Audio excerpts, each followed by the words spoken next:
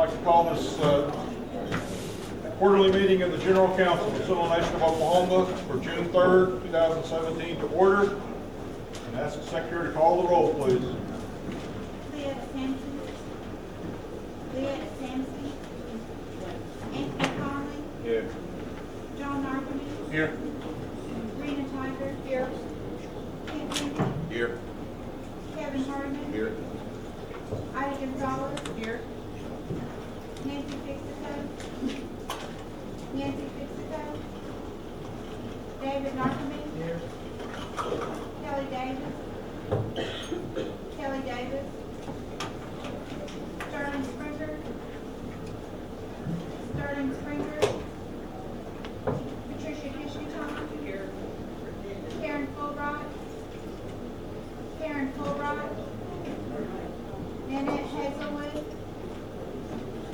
Nanette Hazelwood.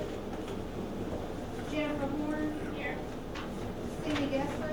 Here. Marilyn Moore. Lottie Cootie. Here. Abraham Ferroni. Present. Susie Harjo. Here. Emmons Spain. Wayne Shaw. Here. Catherine McCoy. Here. Charlie Hill. Here. Fannie Harjo. Dwayne Miller. Ralph Coker. Cherry Hardeman. Here.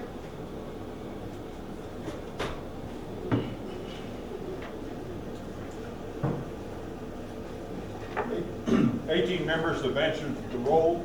We have a quorum. Representative Gonzalez, would you mind opening this prayer this morning?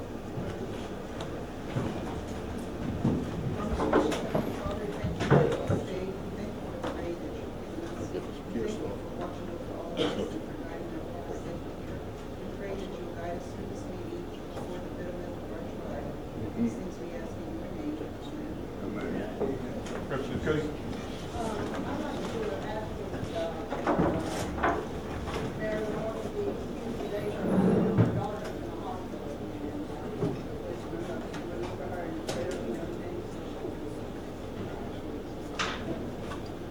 Pardon?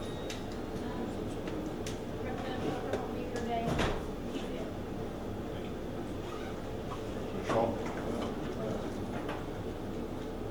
Representative Spain called this morning and said, let y'all know that he can be a little bit late, he's had a flight delay coming back from Tennessee. We also need to let you know that the treasurer will not be with us this morning. Bar Creek is dancing this weekend, so she will not allowed to leave the grounds today. I'd like to ask the board to wait for, he's probably just going to be tardy, so as far as I know. Okay.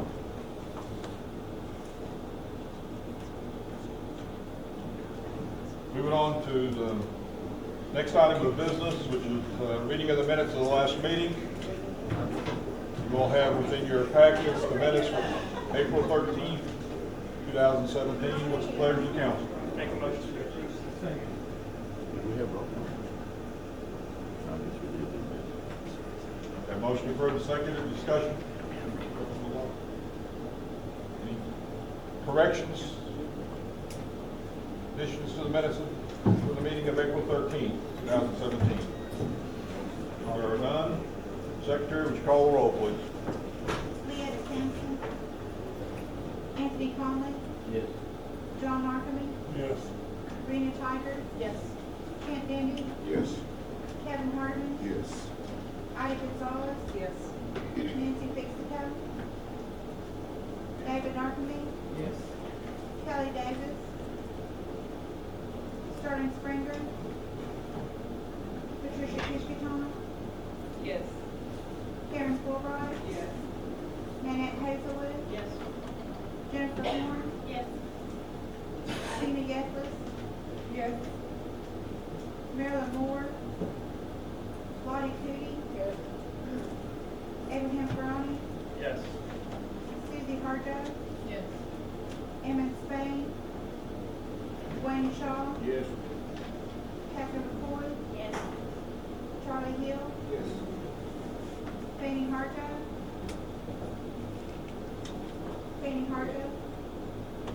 Dwayne Miller, Ralph Coker, Sherry Hardeman, Yes.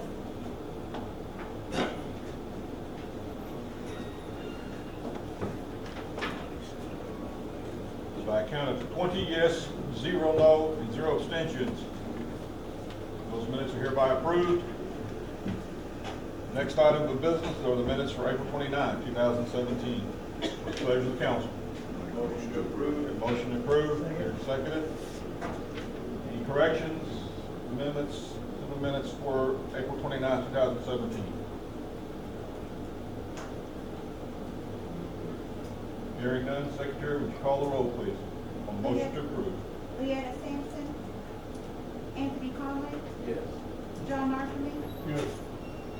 Rena Tiger, Yes. Kent Denby, Yes. Kevin Hardeman, Yes. Ida Gonzalez, Yes. Nancy Fixaco, David Narcome, Yes. Kelly Davis, Sterling Springer, Patricia Kishkaton, Yes. Karen Fulbright, Yes. Nanette Hazelwood, Yes. Jennifer Horn, Yes. Sina Gesley, Yes. Marilyn Moore, Lottie Cootie, Yes. Abraham Ferroni, Yes. Susie Harjo, Yes. Emmett Spain, Wayne Shaw, Yes. Catherine McCoy, Yes. Charlie Hill, Yes. Fanny Harjo, Yes. Dwayne Miller, Ralph Coker, Sherry Hardeman, Yes.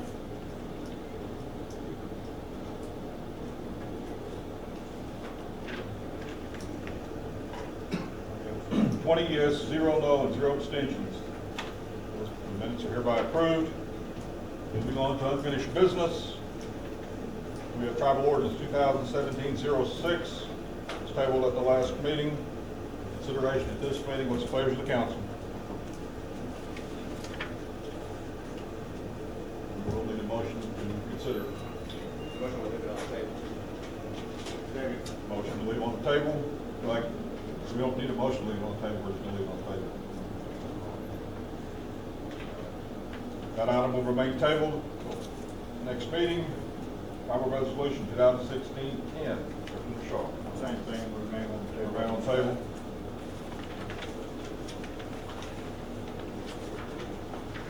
Tribal Resolution 2017-16. Representative Darkman, what's your? 3 for 3. 3 for 3, remain tabled.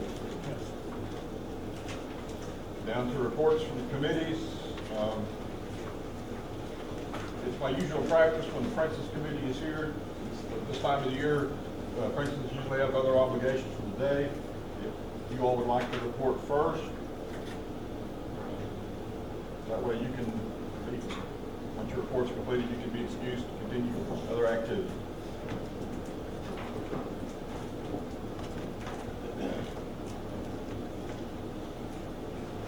Good morning, ladies.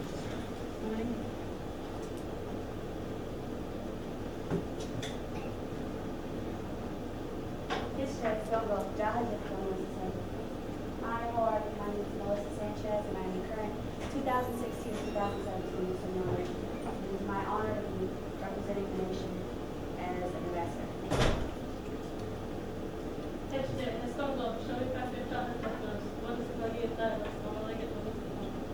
Hello, how are you? My name is Shelby Factor. I'm the junior Miss Seminole Nation for the 16-17 year, and it is an honor to represent and be an ambassador for the Seminole Nation.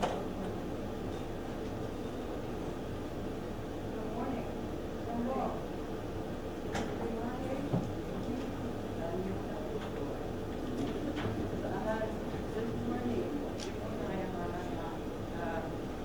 The new Christmas committee has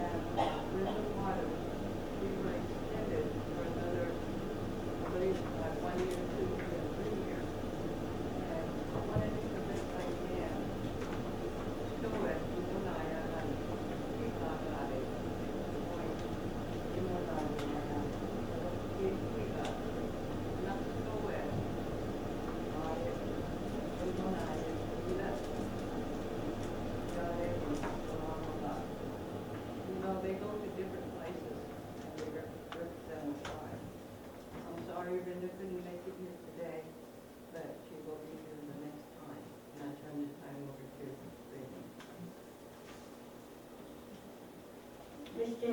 My name is Brittany O'Connor, and I'm the new event coordinator. I took over for my sister, Tiffany Alden.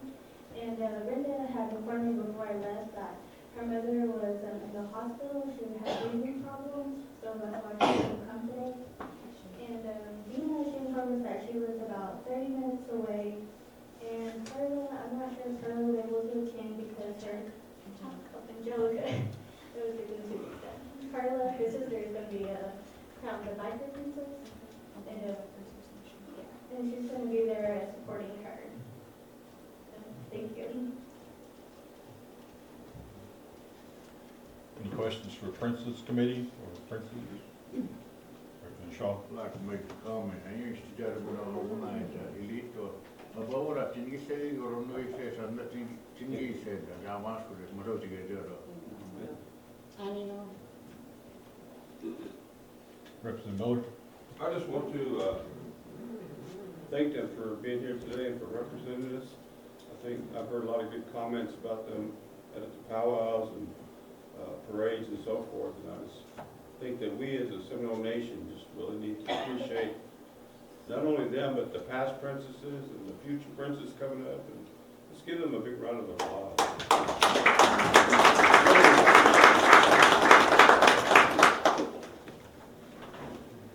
I had my hand up. I just want to say, motto to you also, you know, how you, when I outside eat those toys. No. No. I go. It's your chance to run. But open your mind.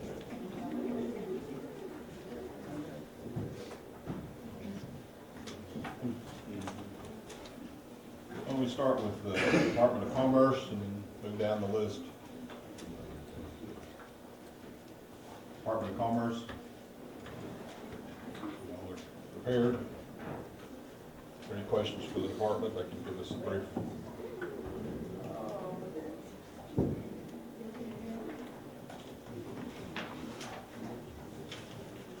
Get an overview of the report.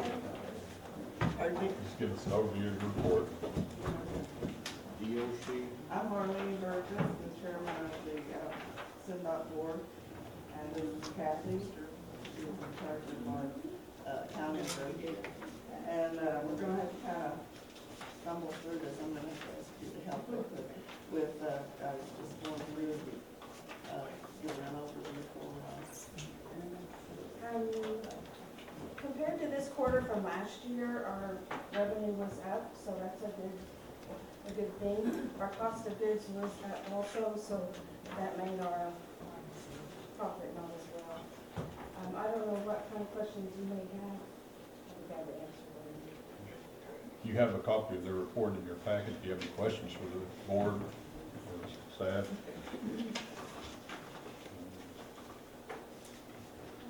Representative Cootie? One of the things that I keep hearing is that there's people that come to the casino when they run out of cigarettes, convenience stores, these stores are closed. So, you know, I was wondering if y'all have, you know, somebody there to stay later for cigarette purposes or what? I mean, I've heard several, you know, reports and asked me why it's always closed, and I said I have no idea, so maybe I would think about it and work something out. We'll definitely,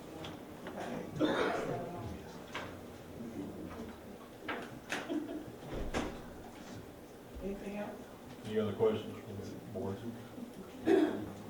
If not, thank you, Carleen. Move on. Gaming Enterprise? Mr. Archer?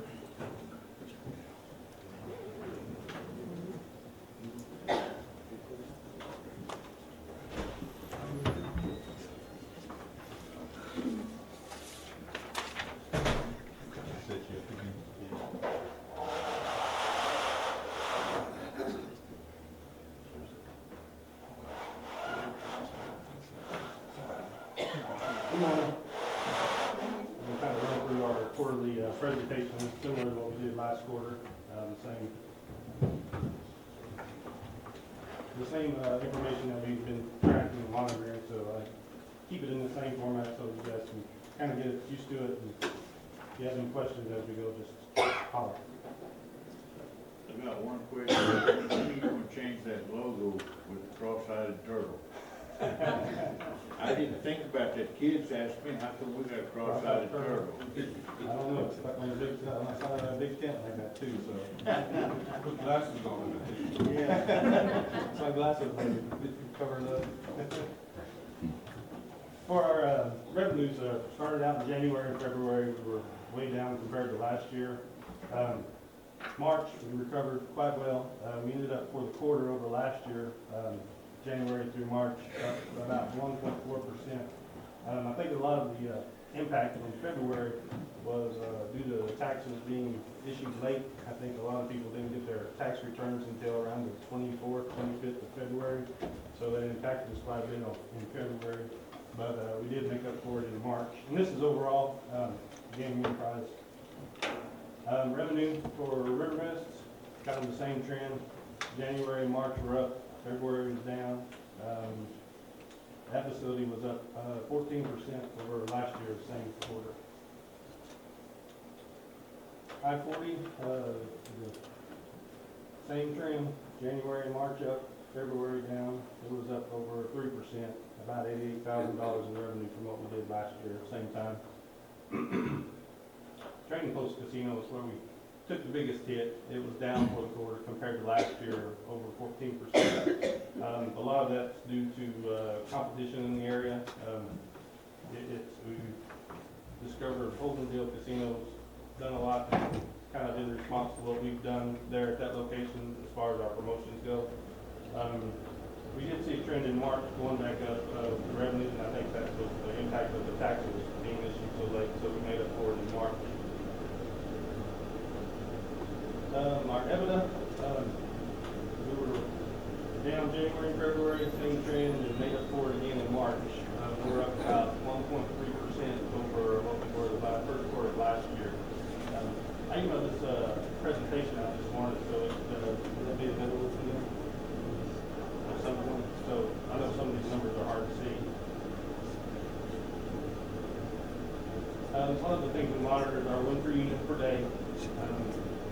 Kind of hard to make out, but the first column is S&G as a whole, all three facilities together, and then River Mist, Seminole Casino, and then Trading Post Casino. Overall, we went from $62 a machine per day in January up to $81 in March, so we're trending upward.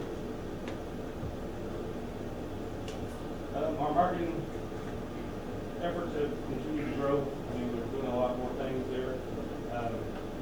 Two of the things that we monitor are trips per month per customer. So those are in the upward trend. Trading Post is more local casinos. We're almost 4 trips per month per person that we come through. And the rated play is the percentage of players that we have that we can monitor as far as in our Players Club, the Players Club card. So we're really trying to get that up so we get a better understanding of our customers. And this is from December of 15 all the way through May of this year. So as you can see, it's been trending upward both areas. On the marketing note, we have instituted a mobile enrollment tablet to assist with that. We're probably one of the few in the state that actually do that. It's our Players Club personnel can walk us forward and they'll be able to monitor who's playing with the card and without. And if they don't, we're able to approach them and ask them if they would like to sign up, things like that, and get them a card without taking them off the machine. So that's been one of the drivers in our rated play. Utilization, our time on device, opposed to the first quarter, and we made a typo there, it should be second quarter. The first quarter was actually higher than the second quarter, but it's trending upward overall. I think at Trading Post is where we have the highest. It's kind of a smaller local market. Seminole Casino, most of the customers are more transient, so it's kind of pop in and play a while, get on down the road type player. Are there any questions? Mr. Martin? Yes, our last meeting in April, there was a proposed resolution to change the gaming revenue, what the tribe was, so they just want to split. And you guys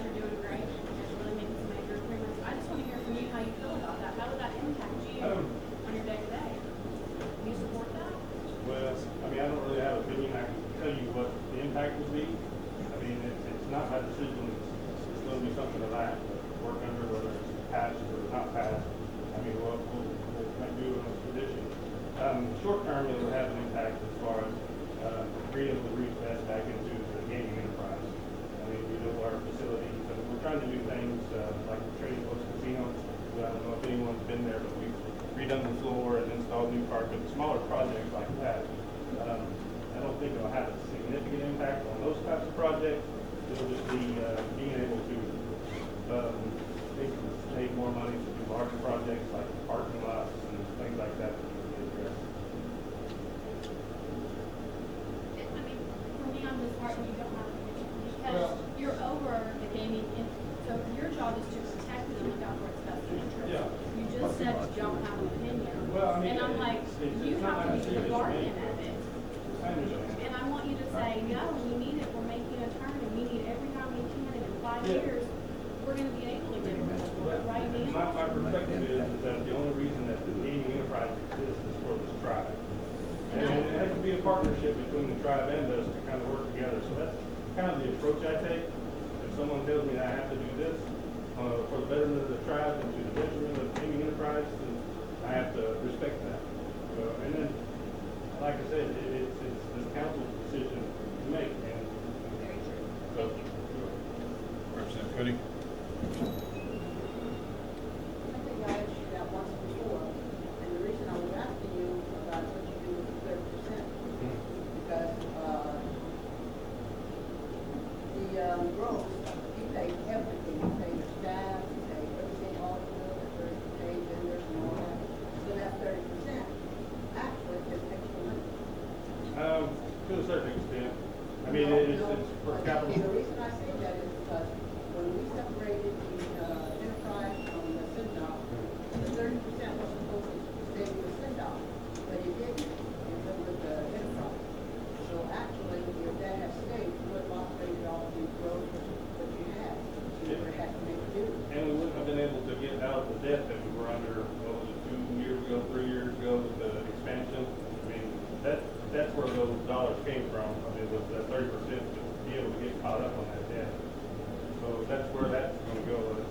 And anytime the enterprise takes on debt, I mean, it's not a line item in our budget as far as in the operating budget. It comes from that 30%. So,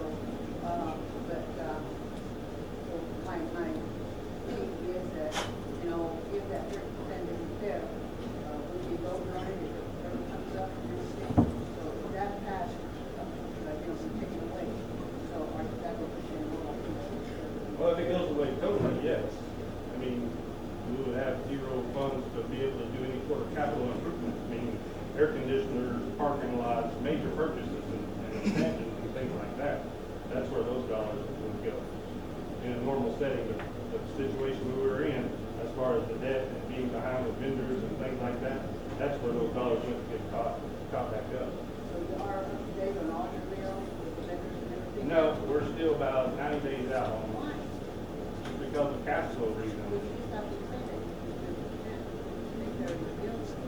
The debt, the loans that we had for the expansion, the big sign out front, all of that, and the economic system. So if the council passes to say that 10% more goes back to the tribe, is that going to hurt you? It'll have an impact, yes. Representative Hill? Mr. Archer, what it really boils down to is the fact that the two ladies, the council representatives that are answering the questions pertaining to the ordinance that's been tabled or whatever, referring to the 70-30, which we've been having for many years, okay? Now they're looking at 80-20, all right? You're familiar with 80-20, you just got your code. Your answer seems to be up and down, okay? You're not sure of yourself. But as a leader and as a director in your position, you have to stand your grounds. What I mean by that, you got to fight for what you have, your establishment. You just can't say that, well, I've got people over me and I have to listen to them and they can do this and that. If you got something that's going to impact you, hurt you, like a shortfall, you've got to stand your ground and say, look, I need what I got right now, and this is the only way I can function, and this is the way in order to help the nation. But you're not saying that. Well, I mean, You're not being point blank about it. Yeah, I mean, it's obvious though. I mean, if you have $1 and I have to give you 70 cents and then I have to give you 80 later on down the road, I mean, it's definitely a negative impact to the gaming enterprise. Okay, But at the same time, it's my job to operate under whatever circumstances there are. but it's also your job to fight for what you have right now. Okay. 70-30, right? Yeah. And if you go down to 80-20, it's gonna hurt you more than what you have today, right? Yeah. That's what we need to hear. You want to stay right where you're at, 70-30, right? That way you might be able to function. I will operate under whatever conditions I'm given. So in other words, we give you 50-50. Can't do You that. try to do as best as you can. Yeah. All right. As far as that split goes, general council will be making that decision, if it's gonna say 70-30 or 80-20, this isn't your decision.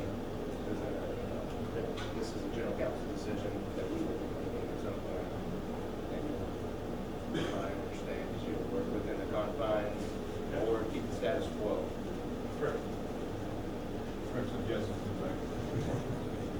Yes, it might be our decision, but as everybody else is stating, he needs to inform us whether or not it's gonna help his program or hurt his program. So yes, our decision and the people's decision should be based upon what a director or anybody is up there saying that this is gonna hurt them. I mean, the tribes are in trouble as it is, and so it's gonna cause a split. And to me, I mean, just hearing what you're saying, you're not comfortable, but you're scared to say what you're saying. It's how I feel. I mean, that's understandable. But at the same time, I mean, anytime you take dollars away from a program or any program Just, or we department. want honesty. Yeah. Honesty. That's what I'm asking. Honesty. Representative Coker, Representative Harden. Jody, this is not against you, but as council, we're not there day to day, so we have to know who's doing the work, who's gonna come and give us. You're in a tight, you're in a hard spot. Yeah, I am. I recognize that, okay, I really do. But that's why I'm asking the questions I'm asking, is because we've got to paint a picture for all of the council to see what you're up against. Yeah. Because I concur with Representative Gessler, I feel like you're scared to say what you need to be said. So we as council have to think about that and maybe give you some. So are we not up to date with Konami? Yeah, Konami paid off the loan for our accounting system. We were talking about the dollars when I first came into the position as CFO. It was way behind and accelerated note. So we had to, basically, we're out here to pay all to catch up. So, but yeah, as of now, all of our debt is paid off except for the judgment fund. Representative Shaw. I heard you said the word that you were 90 days out Yeah. from being caught up on everything. Yeah. Okay, then the council might want to consider looking at that 90 days from now rather than now or next week or next meeting. We might not want to look at it till September, see where we're at before we make a decision. So I appreciate you coming to bring it back. Especially that 90 days out, man. I agree. Representative Harden. Kind of a two-part question. If the council chooses to go with the 80-20 split, we just came through a long process trying to get back into good and good with the gaming commission. Will that lack of funding affect that in any way? Your ability to stay within? No, I mean, the only impact it would have is on our capital expenditures. And then, just for the council's information, at some point would you send all of us the outstanding bills and what they are? Yeah. Okay. Any other questions for Mr. Parker?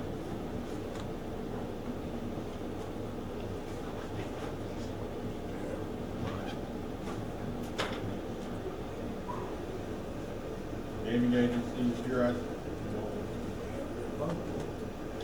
You have a report you'd like to make?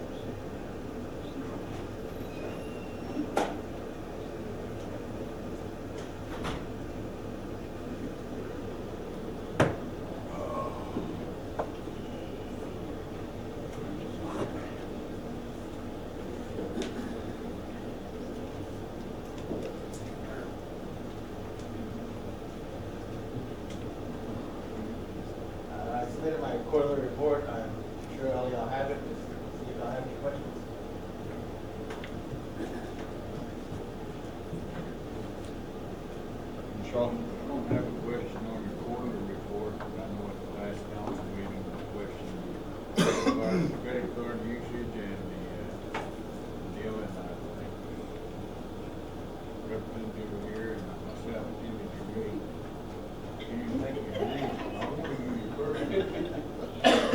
Representative Goody and I, and Dwayne, were you there? Yeah. We were there at that meeting, and the last thing that came out of that is that we want to submit this for investigation to the Attorney General. Have we got anything back on that yet? Yes, Or the Attorney General did an investigation and he completed it. And I am. okay, and his assistant said she can answer any questions you may have over it. Does that mean you received the report? I'd like to see the report. I'd like to read it myself instead of word of mouth. Chairman, can I interject something here? We actually cannot share the report with the council at this time because we as a commission have to approve this, see this, say, yes, this is good for distribution to the council. We're gonna have a meeting on June 13th, and take that matter under advisement, probably vote on it, and then it will be distributed to the general council. Okay, now, So that's where we're at. However, I would like to read about 2 paragraphs out of that report because my name is involved. So with the council's approval and with the chairman's approval, I'd like to read 2 paragraphs. Maybe, let me make it 3 paragraphs. one of the things that I'm not, as the council representative, we've been skeptical of things that are coming down, and you know we're skeptical.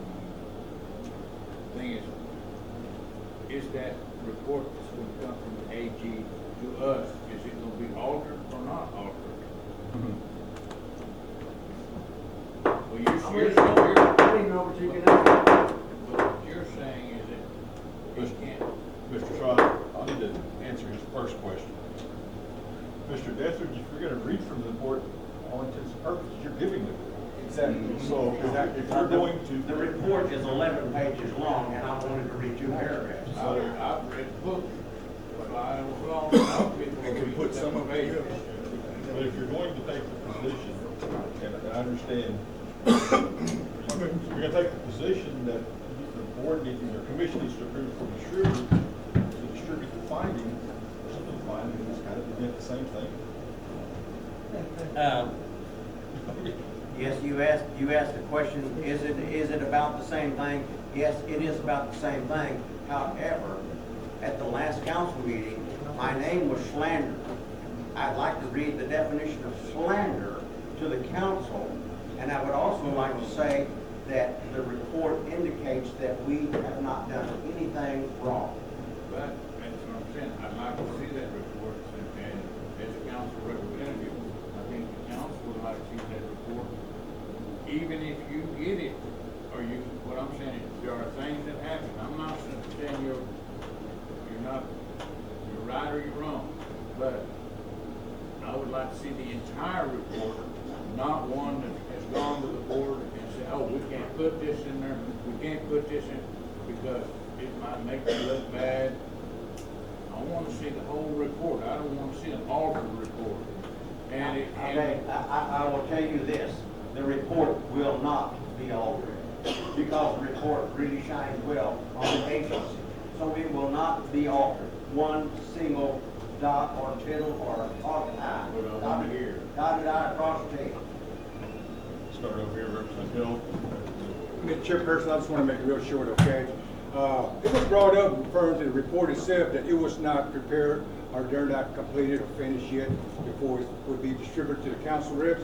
Therefore, we really don't need to talk about it or discuss it. And not only that, Mr. Dethridge, don't take this personal or anything, but you want to read, you stated by reading 3 paragraphs, we don't want to read a little bit of it, okay? We want to read the entire thing. So therefore, we need to exempt from that 3 paragraphs and leave it as it is, whether it's altered, whether it's a true statement or what, okay? We'll just wait till it's ready to be distributed, and then in turn, we can read the entire packet pertaining to whoever the person of interest is, okay? Okay, this is what we'll do then. At our June the 13th meeting, we will have the assistant AG or the AG present at our meeting.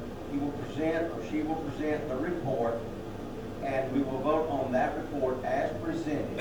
And then after that action has taken place, because it has to be in a formal meeting of the SNGA, so we will then distribute it to the general council.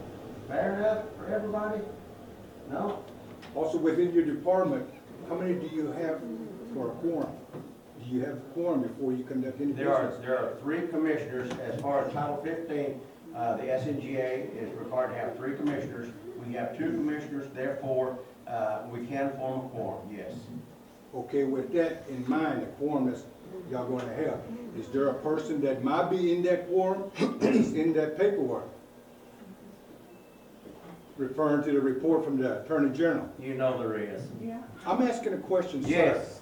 Okay, if there is, wouldn't it be kind of obnoxious to have someone that is so-called person of interest in that? Also, they have their say-so? It could go either way. It could go from the person's way or the other way or the truth. You understand where I'm coming from? Oh, absolutely, but I'm You not see what going I'm to tell saying? you That person- where I think you're coming from, but that's beside the point. But the person should not be involved in That problem can be solved at council level and only at council level. When Miko presents a name for the commission as a 3rd commissioner, and this council votes on that, then we have a 3-man or a 3-member board. I still have to be there. As chairman of the SNGA, I have to call the meeting to order. After that, items are presented. Chairman Lardy, he makes a motion to approve or disapprove, and we go from that point there. If he says yes and I say no, which has never been the case, then that item is failed. So I just don't understand what we're trying to do here. Other than this, not find out the truth today. And I can wait till June the 13th, but I would certainly like to clear my name today. But if you don't want that to happen, then that's okay as well. June the 13th, we'll have a meeting. The AG will be there. They will present the documentation. We won't touch the documentation. We'll say yes or no. We'll accept it. Whatever it says, we will therefore transmit it to the Miko. He can transmit it to the general council, because that is the progress, the progression of the way that works. We submit things to Miko, he as the chairman. Then he submits it to the council. So June the 13th, we'll vote on it. June the 14th, y'all will have it. Fair enough? Either way, it doesn't matter to me when the report's going to come out. It could come out next year. Okay. I could really care less, okay? I'm not concerned about the report. I'm concerned about how it's going to be handled. That was my question. If you got 3 on there, if somebody's at fault, and that's one of them, it shouldn't be handled that way. That person should step out or appoint someone else to sit in or be appointed as part of the quorum so they can debate and vote on what is right, what is wrong. That's all I'm asking. Well, now, you can't just change the rules to suit what your pleasure is. We have rules. We're an organization that is We have rules, 15. we have laws, but they're broken every day. That's why you see so many people incarcerated. But we are not going to break those laws at the SNGA. We are not. I hope not. Thank you, sir. We have a point of order called here on this particular issue.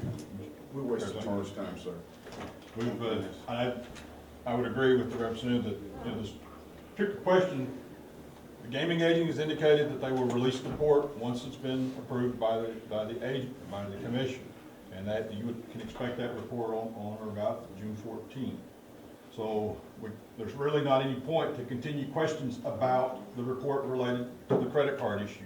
If you have other questions of the agency, we can address those at this time. If you're going to ask a question about the credit card issue, then there's really no point in continuing that line of discussion this time. And I think Representative Harjo had her hand up next, and we'll come back to Representative Miller and come down and go this way. I just wanted to make a statement. Mr. Deathridge, I believe that, and when you began, you said that you wanted to read 3 paragraphs from the report.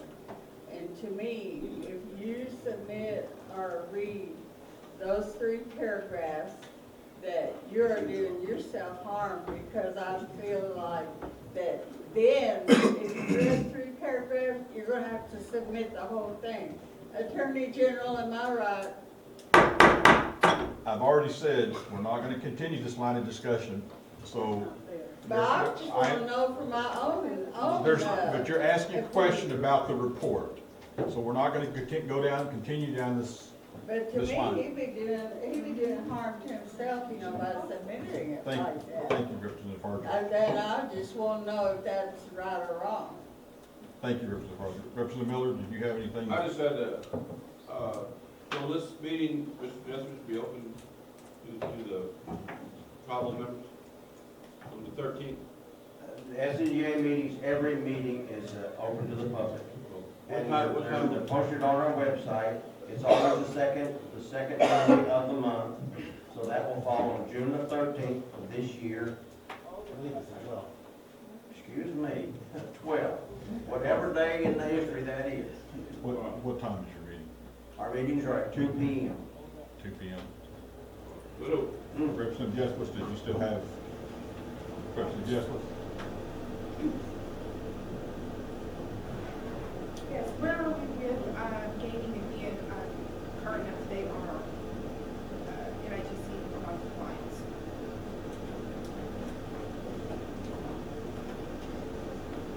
We did our first round of the external auditors, Calypso and Associates came in this past March.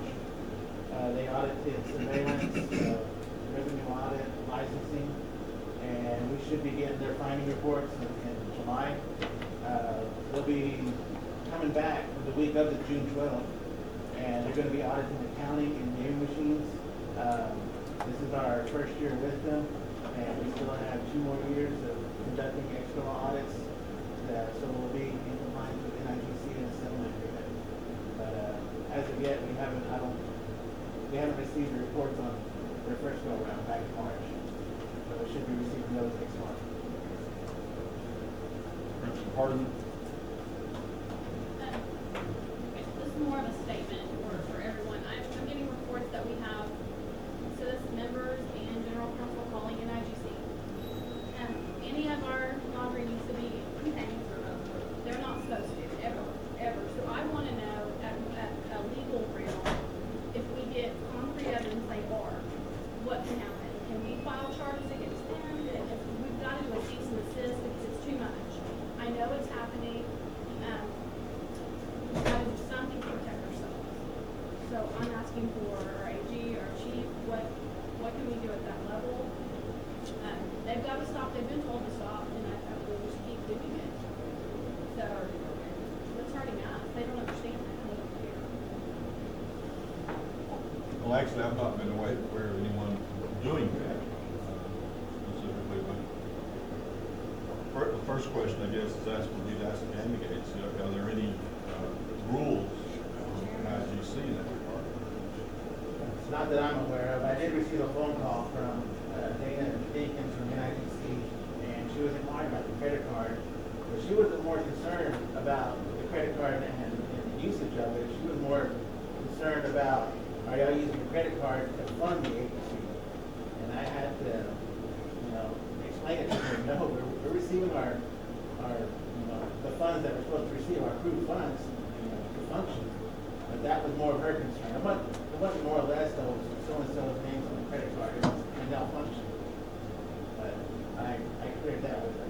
There's got to be a repercussion for this because it's not stopping. As So far as- I need the AG to come back with something to be our next meeting of what we can do legally because this is getting out of hand. You can direct it, you have the authority as council to direct it. One of the things in that issue where you're the only group that can govern yourselves. So,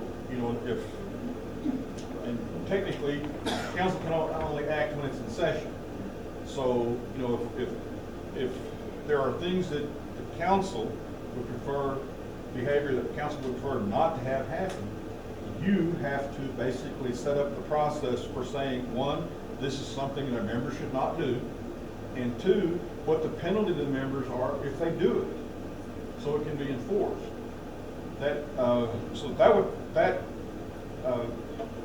First thing, that's something that the council would have to say for itself. Now, with respect to gaming, the Attorney General's office can research if there's something specific to gaming, but just in general, that type of behavior has to be controlled by this body. By resolution or by it has to be resolution by code in order to be able to control and police yourselves in that respect. I have Representative Fulbright and then Representative Cook.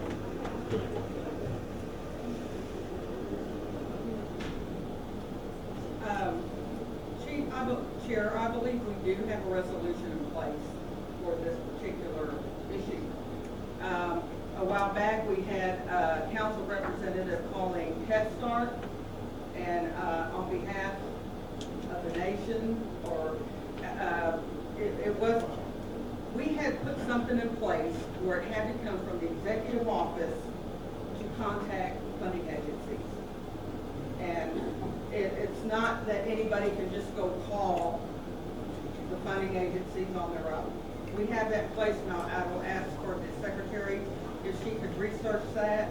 And I believe it was when Chief Haney was in office, because it was a problem. It was causing harm to our Head Start. Okay? And that's the same thing here. We have people that just want to cause harm to this nation, and the game especially. Do you know who it was? I have a good idea who it is, and I'm waiting for a statement, because I don't know. It's out there, it's 2 names, and I don't want to throw people's names out without a statement. Well, I mean, that's just not how I work. We're actually outside of premise of any agency report. Okay. This is something that's probably important to the council, but it is But outside. that we outside have of something in place. And then, as far as our attorney, you're handling this for the agency. I guess whoever, Mr. McBride, you will be there during your meeting. On the billing portion of this whole incident, I would like to see a billing of it, because if that's slander and that person is causing harm to our gaming, then they should be responsible for this billing, because this council at the last meeting had a pretty good sized bill to pay for stuff that was unnecessary.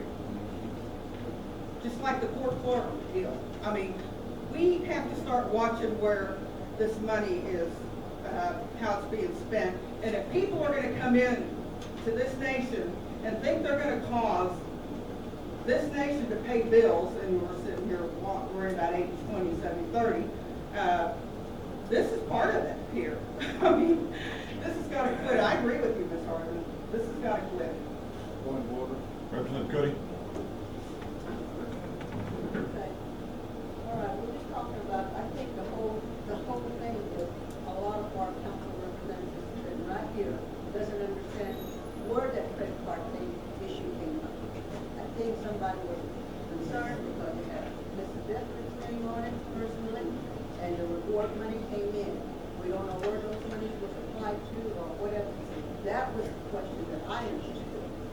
And I think that in Title 15, it refers that you cannot use a personal gain. And I think that's what they were concerned with. So some of you that don't understand, that's what the whole issue started. So, but the other thing too is somebody in IDC. You know, I went to the meeting that they had the last time, and there was some issue, non-compliance issue. And they were gonna do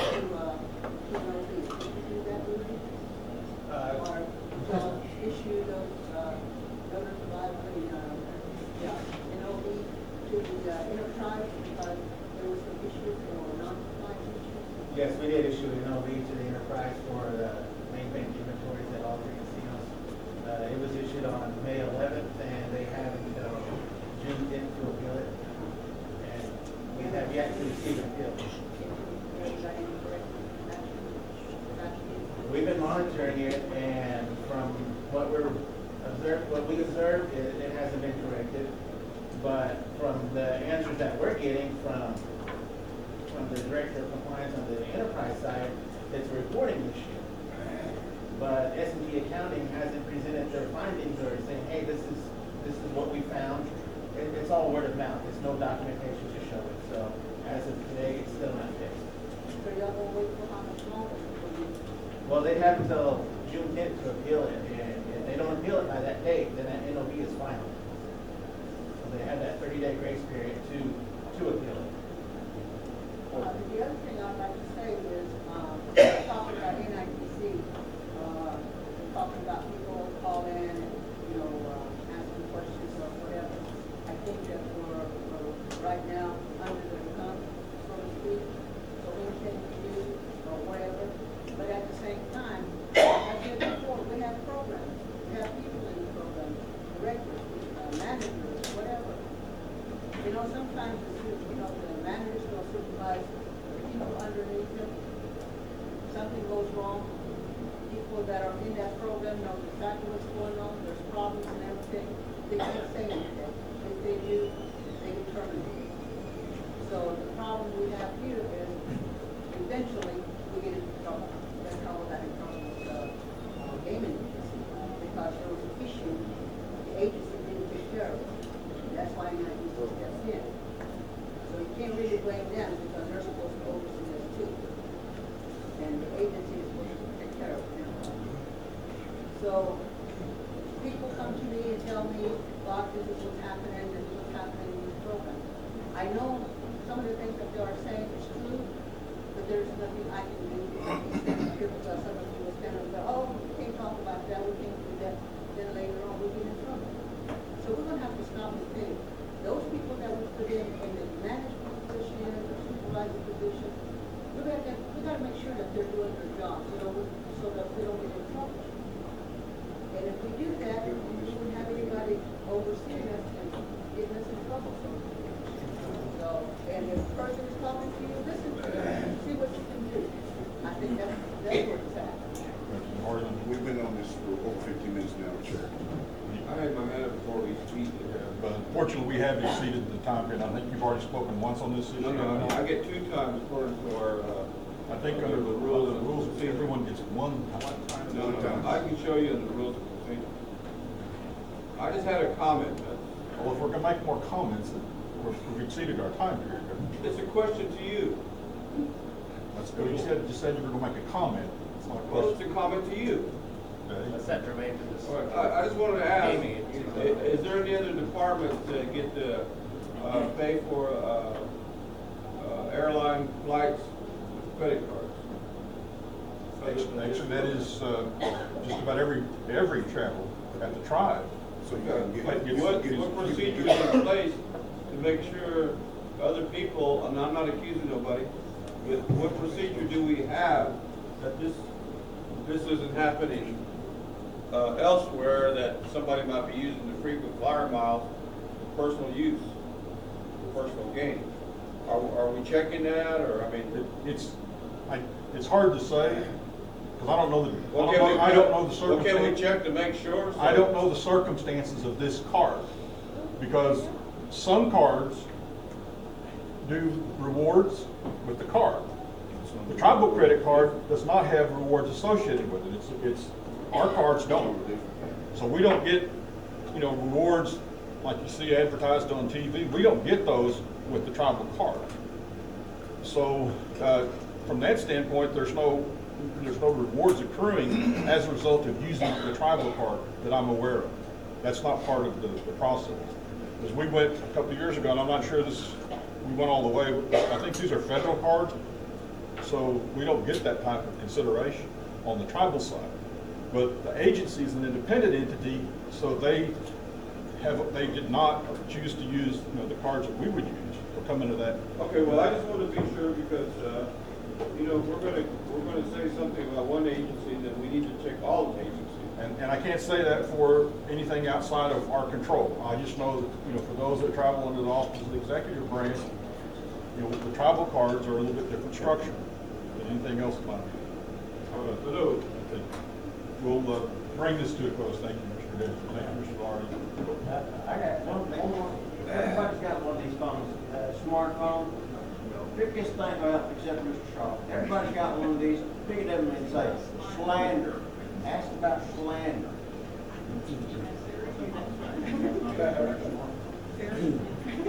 Well, these are the groups that you normally would like to hear from in order for us to kind of move the business of the day. Is there anyone else you'd like to hear from? Representative Coyle, Representative BCR. Thank you. It's you, but okay. Yeah.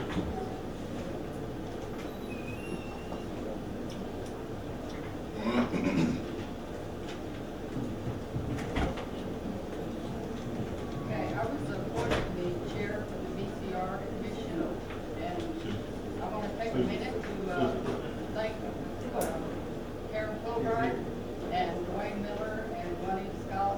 It's a pleasure serving with them on the board. We've got 2 members now, and we had our first meeting, and did everyone get their reports from the BCR? It was sent out. Anyway, anyone have any questions? I just want to know about the investigation. How's that going? It's been a year and a half, and it seems like we're not moving. I'm not getting any information from you guys. I don't know if you're not getting it from whoever your attorney. I mean, something. The office itself, I have not heard anything. It's been almost 2 months now that we heard from the previous chief of police that the investigator had said that they were coming to close on the investigation, and since that time we haven't heard anything. Is somebody from your office or the board diligently following up? Contacting As far you? as they won't tell us anything, and I've been directed by the attorney, our attorney, that they will contact the chief when it's completed, or the AG. They won't tell us. It'll be tribal leadership that they will notify first before they notify the office or the commission. So that's as much as I know. So AG or chair, have either of you been notified? Nothing? Let you know when we get it. Okay, just for clarification on the people being turned away because they don't have the right tribal card. Can you explain that and clarify that? Yes, it's actually a part of my presentation today, so I'll go ahead and get right into that. On the membership card in our rules and regulations, chapter 6:16, it actually states that they have to have the new membership card that does not have a social security number on it. So that's what we were using, because that's the law that I had in the office. And then we've had 2 incidences from one person, and they were questioning that. So then we went back and we started reviewing. I did talk to membership. We looked at chapter 22, section 112, which it speaks about the application for membership. So the application for membership states that it recognizes the enrollment cards with the social security number on it. So we're at a place now where we have 2 laws that's stating 2 different things. So the commission is going to meet if I have brought it to their attention, and we're going to meet on the 15th, and it is on the agenda, and I did speak with our attorney. And we're going to look at revising the language in there to coincide or to reflect the tribal codes law, so that we're following the same law. Until that time, I have pulled the notice, and we will not be requiring any changes on any membership cards until that is done. So we won't have any tribal members put in a predicament where they have to go and get a new one. So we're going to look out for that. That will no longer be happening until we get the law changed. Yes, sir. It's in our rules and regulations as well. But it's policy, it's not the law, because that never came to the council. It's a policy that was made by the BCR commissioner and the commission. So that law is superseded by our laws anyway. Yes. So, but the thing, you made a comment about our former police chief. Is he no longer working with us? No, he's not. He's not? He's retired. Okay, that's something that I think this council needs to know. Because he has some investigation and stuff that he's supposed to be looking into. Now, the other thing I have is that, there was a brief kind of mention the last time you were on the floor about, or when they brought you in here and introduced you to us, about handicap. Have y'all, I said y'all, have you and the commission sat down and talked about the handicap sticker? Yes, sir. Actually, we had an amendment ready to amend Title 28 to add commercial tags, farm tags, handicap placards, boat tags. I did send it in, but it did not make the agenda, unfortunately. And so it is prepared and ready and has been voted on by the commission and has been sent in, so I'll resubmit that again for the next council meeting. Let's go one step better. I think this council, should be, we've got a lot of handicaps, and I don't care about both, RV, I live on a farm, but I do care about handicaps, so I'd like to see that done, that save people driving from here all the way to Oklahoma City to get one, if they, and then when they get them, if somebody steals them out of the car, they have to go back and get them up there, can't get them over there. So that's some of the things that we need to be considering for our people. Yes, the legislation is ready and prepared. Okay, that's, I'd like for that to be on there. Chief, can you? Yeah, we'll work with them to get it out there. All right. Representative Fulbright and then Representative Hill. With that same question, I know Wayne was pretty passionate about that we were on board about the bands, the tags for the band. How was that? Yes, we have completed that, and the ban tags, along with the Title 28 amendment, there will be ban tags that will be offered, and it'll be like a personalized tag, so it'll be simplified. And so if one of the band members wants to come in, they can order a band tag through just like a personalized tag, and it'll have your band on it. It'll still have Seminole, and it'll still have Oklahoma, so that we're complying with our laws. And actually, they're going to be really, really nice. I'll have that ready. I mean, that's ready also, but. Did it go past the board? Yes, it's all ready. Representative Hill. Mr. Chairperson, this is going, my comment is to Attorney General. Ma'am, if you don't mind me saying, so maybe you can relay this to Mr. McBride as our Attorney General pertaining to the BCR incident that occurred about a year and a half ago or so. It appears that everybody seems to be passing the buck on. I don't know this. It goes to this person here. It goes to this person. They're not through. It's just like, it's going around in a circle, okay? Somebody's got to put their foot down and do something about it. A lot of people don't want to do anything, okay? I guess that's why I have to come to y'all as our Attorney General that represents our nation to see, to get with BIA, etc., to find out where do we stand on this. The reason why I'm asking is because it's holding up a lot of progress within our nation.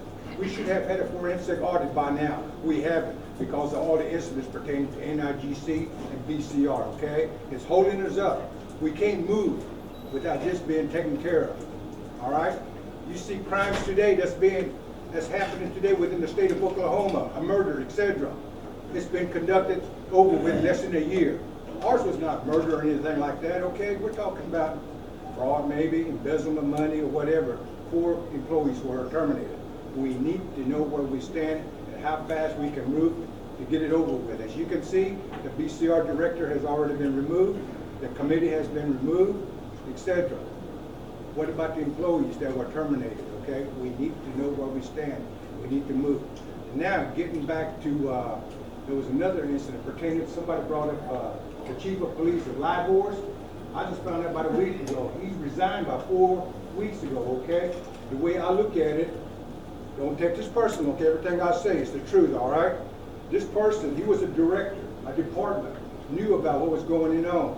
If he resigned, then we got so-called portal, whatever you want to call it, iPad. We've got our secretary sitting right over here. A person should have been notified, all council representatives should have been notified that he had resigned. We don't know nothing. We come in here like little grammar kids, okay, not knowing. We're going to get educated here. We need to start knowing when the director leaves. This way, if there's going to be a vacancy announcement, then we'll know. Maybe we have someone out there that might be eligible for that position. My understanding is that you, Mr. Chairperson, supposedly is the acting chief of police for the Libors. If not, then it would fall on the second one, which would probably be Pepton Coker, I believe. He might be acting, but we haven't been notified. As far as I know, Wayne Shaw might be the acting chief of police.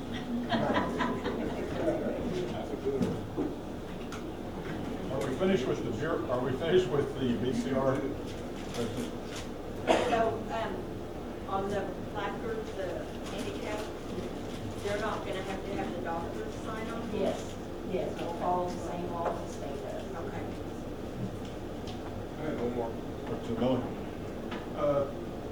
On those license tags, Wayne was talking about cross-eyed turtles earlier. We had recommended, I think it was approved, Karen, I don't know if you remember, we asked that logo be changed from the turtle to the Seminole Nation seal. So has that been implemented or going to be implemented? No more cross-eyed turtles? All right, thank you. Any other questions for the Business Corporate Regulatory Commission? Yes, did have y'all, you said the last time I talked to you, that y'all was looking into seeing if we could match up citizen agreement/citizen tag. Has that been? I apologize, but the previous commission, it was on the table to discuss, and then right after that, the commission changed, and I was without a commission, but now I do have a quorum, so that we can, and I will put that back on the agenda. Are there other questions? Thank you.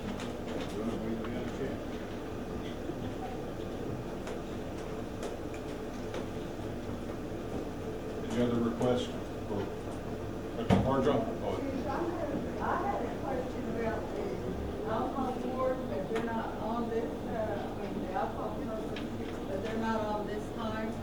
So, would it be proper for me to ask my question at the end of Are you talking about the program or the Alcohol Regulatory Commission? But those are two different things. the program?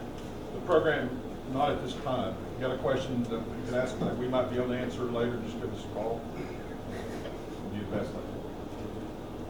Under new business, I can't talk about it. Probably bring it up there, not at this time. But this is reports from committees and they're not a committee. President Shaw? I want to reiterate what she's saying because that's another thing we didn't know Chief Dowd was gone. We didn't know Regina was gone either. Our director, Payson. I want to let y'all know that she's no longer with us either. I found that out just not too last. And I just don't quote me, but I don't know. They've got my secretary running it right now. I refer that to you. President Fulbright? Housing authority. Housing Authority.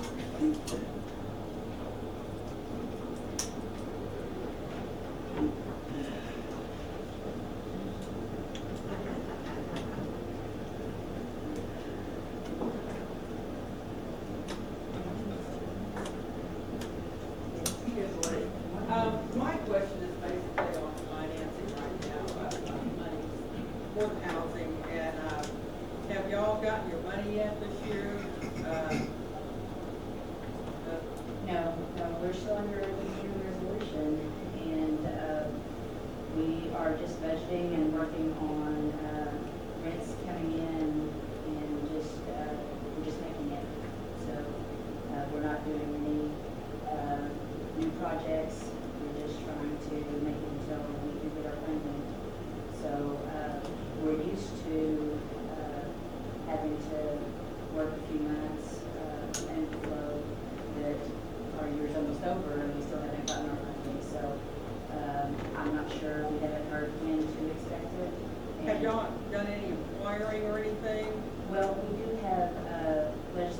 phone calls, and it's just that continuing resolution, and it's because of the change in administration has slowed that down. Right. So, we've got some cuts coming. Next year. How's that Yes. gonna affect us? Right now, we're looking at least a 15% cut, Right. and we're working on our Indian housing plan now, and so we're trying to streamline. With the cuts and, I mean, how do you plan? I mean, to me, that would be kind of hard. Well, it is difficult, and we're looking at our TARs, our tenant account receivables, and since we've been there, or since I've been there, a couple of years now, those have come down.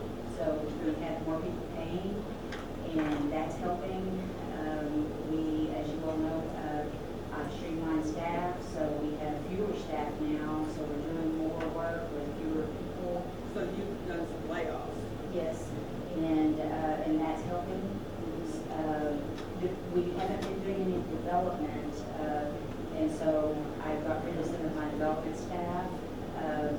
The assistant that I have is now doing environmentals, so I have fewer people doing more work. So that's what we're doing, and saving money by doing that. Now, the tiny home project that I was telling you all about is a loan program, and I just got the documentation from the bank that I'm working on for that. And so we're just looking at other ways to do projects outside of our HUD money. So, and then be able to subsidize it with our HUD funds. So, looking for other revenue sources. So, All right, well, I was just wondering how it was affecting our program over there, since, I'm kind of busy right now with the government stuff. yeah, that's it, yes. Representative Miller? We had Representative Miller and Representative Fargo back to Representative Shaw. Representative Miller? I just wanted to ask, in your Indian housing plan, how many units were you supposed to be allocated? We have 195 units. No, I mean, in your housing plan, how many units were you supposed to receive? Well, Housing units is the home ownership. well, it's broken down into lease purchase, low rent, our Nahasda units, our whole number of units that we have in our count is 195. Now, we have all that we have in mutual help now is 11. Then we have, I'm sorry to interrupt, but that's not what I asked you. I asked you, how many did you ask for from HUD? I think she's asking for new units. we're, No, I don't want to hear from you, I want to hear from her. you're asking how many that we're developing? Yeah, how many, no, how many you're developing, how many was in your plan for this year? For this year, we, let's see, we just have the 2 veterans units that we developed this year. Oh, you just had 2, And you just allocated 2. For those 2, and then we were supposed to build 2, and we were behind schedule, and so we did 2 acquisitions as well. Okay. That's what I was wanting to know. Do you have any of those funds left that came from the old mutual help? They sent funds down there, and I was trying to think what it was labeled. But there were some funds down there that came from like the interest money off of old mutual help. It's in a lump sum down there. We have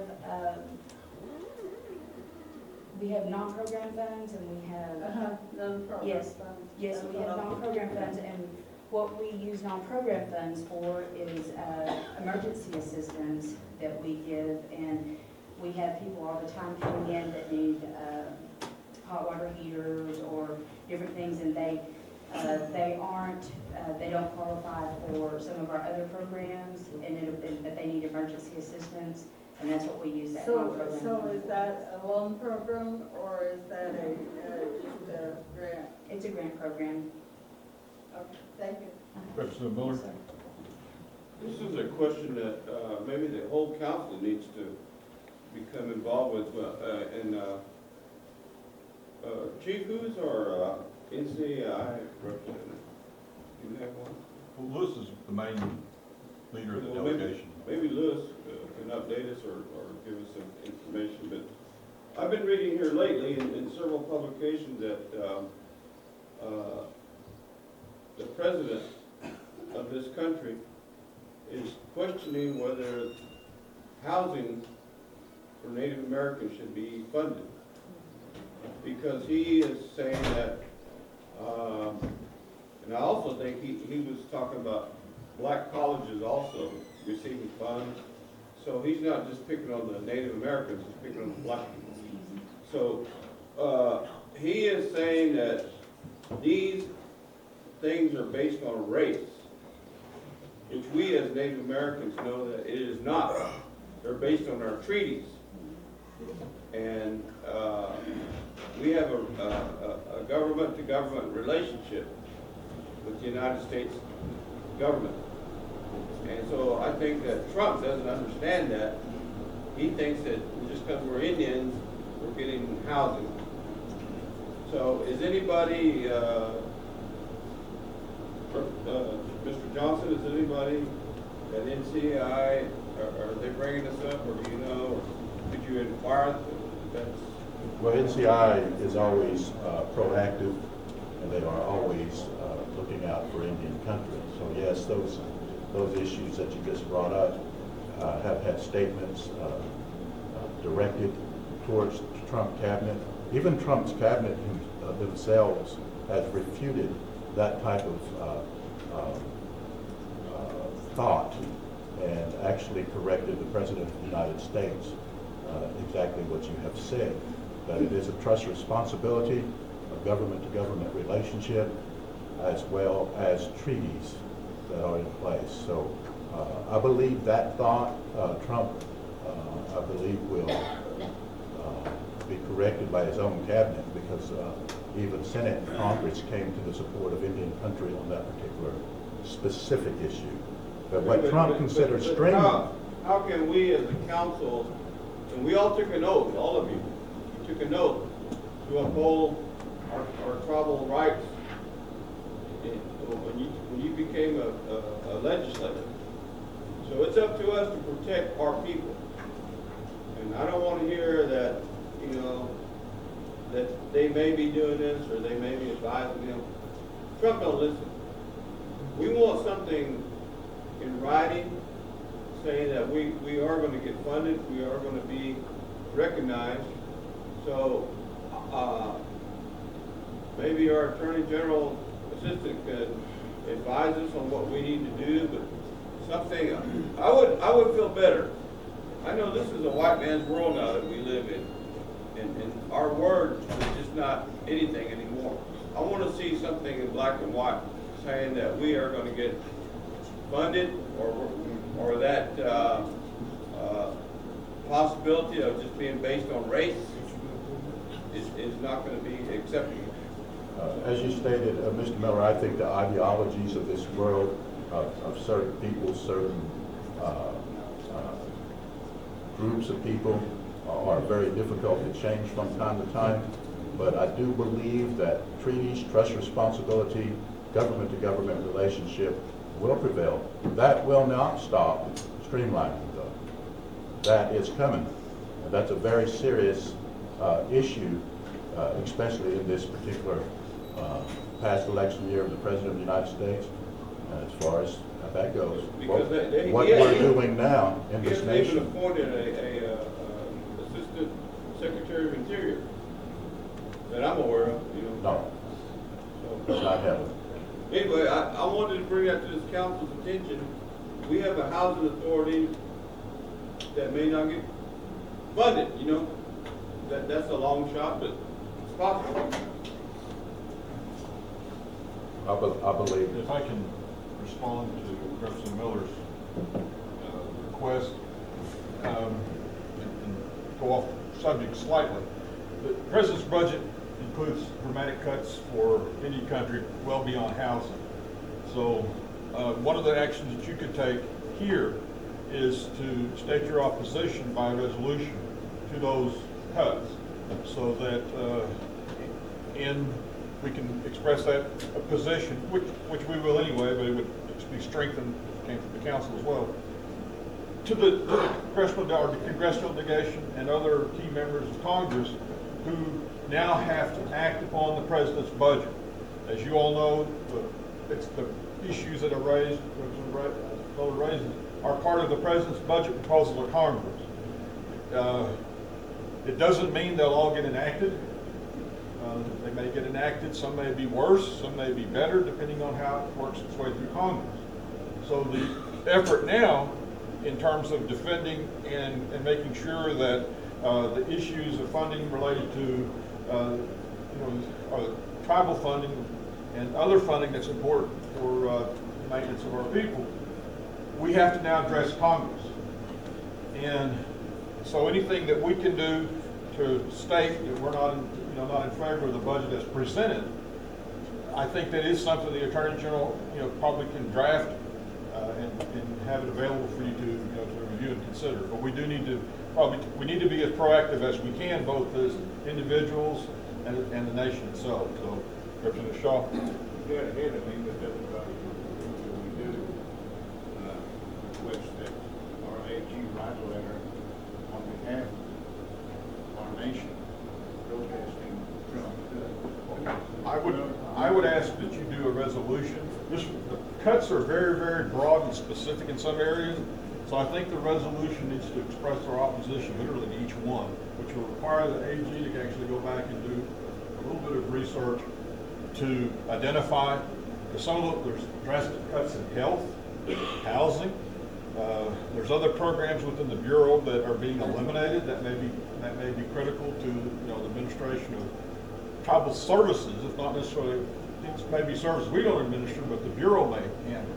So I think, I'm not aware of all of them because I've only looked at a couple of portions of the budget. So I think it would be a good idea to have the Attorney General's office kind of give that. And we can discuss later how quickly that can be accomplished. I'm in full agreement with the resolution being sent, but Miller, to answer your question, we need an American president first. We don't need one that's Russian. That's not a matter. But a question I have for you about housing is, why are there so many houses still empty? My band asked me that the other night. I don't know, but I haven't been out to all these houses, but you know that there are some empty. Why are there still so many houses empty? Well, we don't have a bunch of houses empty. I think we have some rental units empty in Georgia. And we did have some of our tax credit units empty out there in Earlsboro that we're all full now. They've been full, I believe, for the last 2 months. They're all full. All of our lease purchase homes are full. We're full. And so, and I think that's the first time since I've been there they've all been full. They are full right now. Well, that's great. That's something I can take back to my band and let them be aware of it. Thank you. Yes. Representative Kishkatong. Becky, I would just like to thank you for what you did for one of our elders in an emergency situation. It really turned around for her, so thank you. Representative Markman and Representative Hargrove. It's not really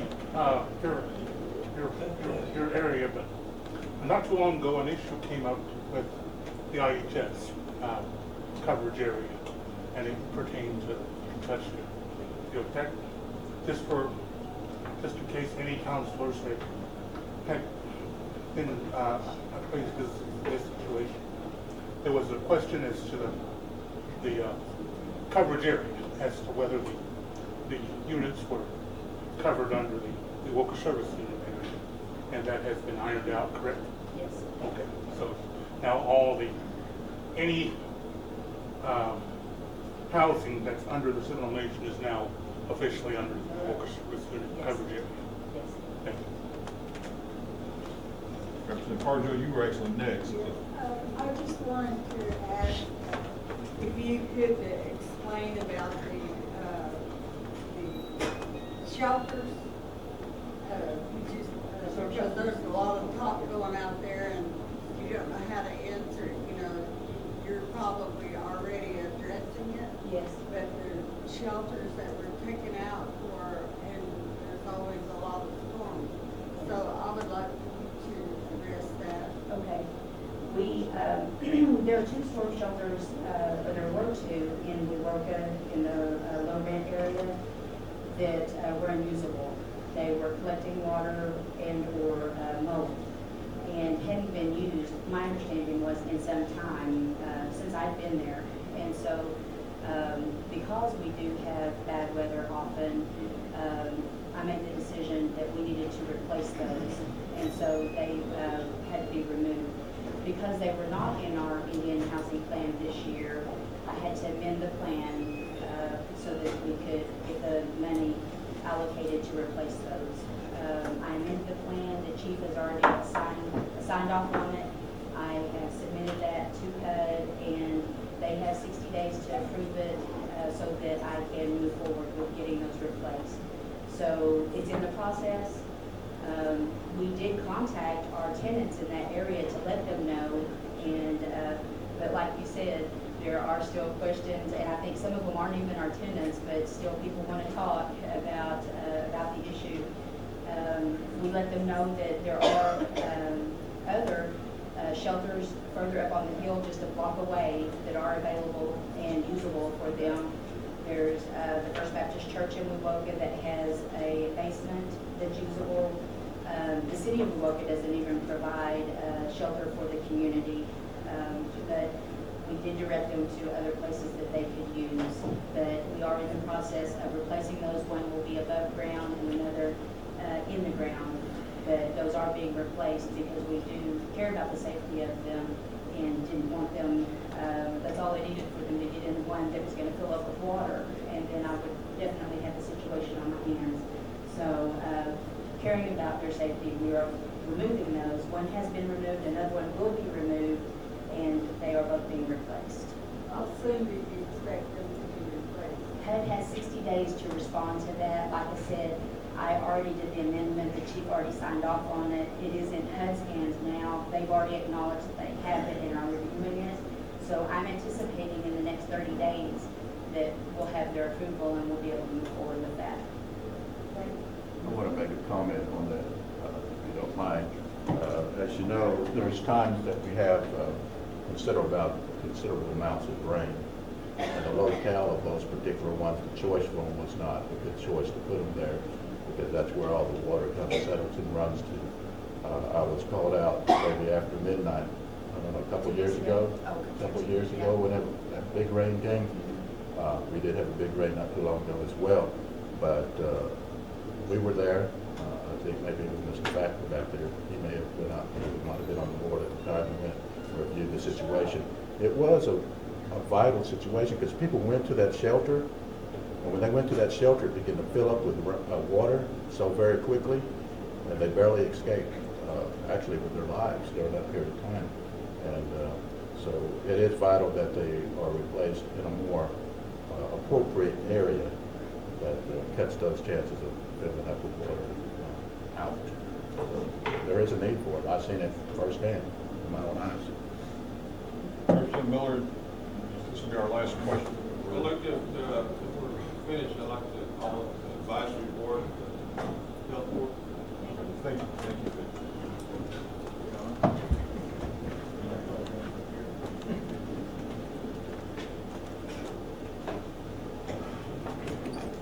Are you the chairman?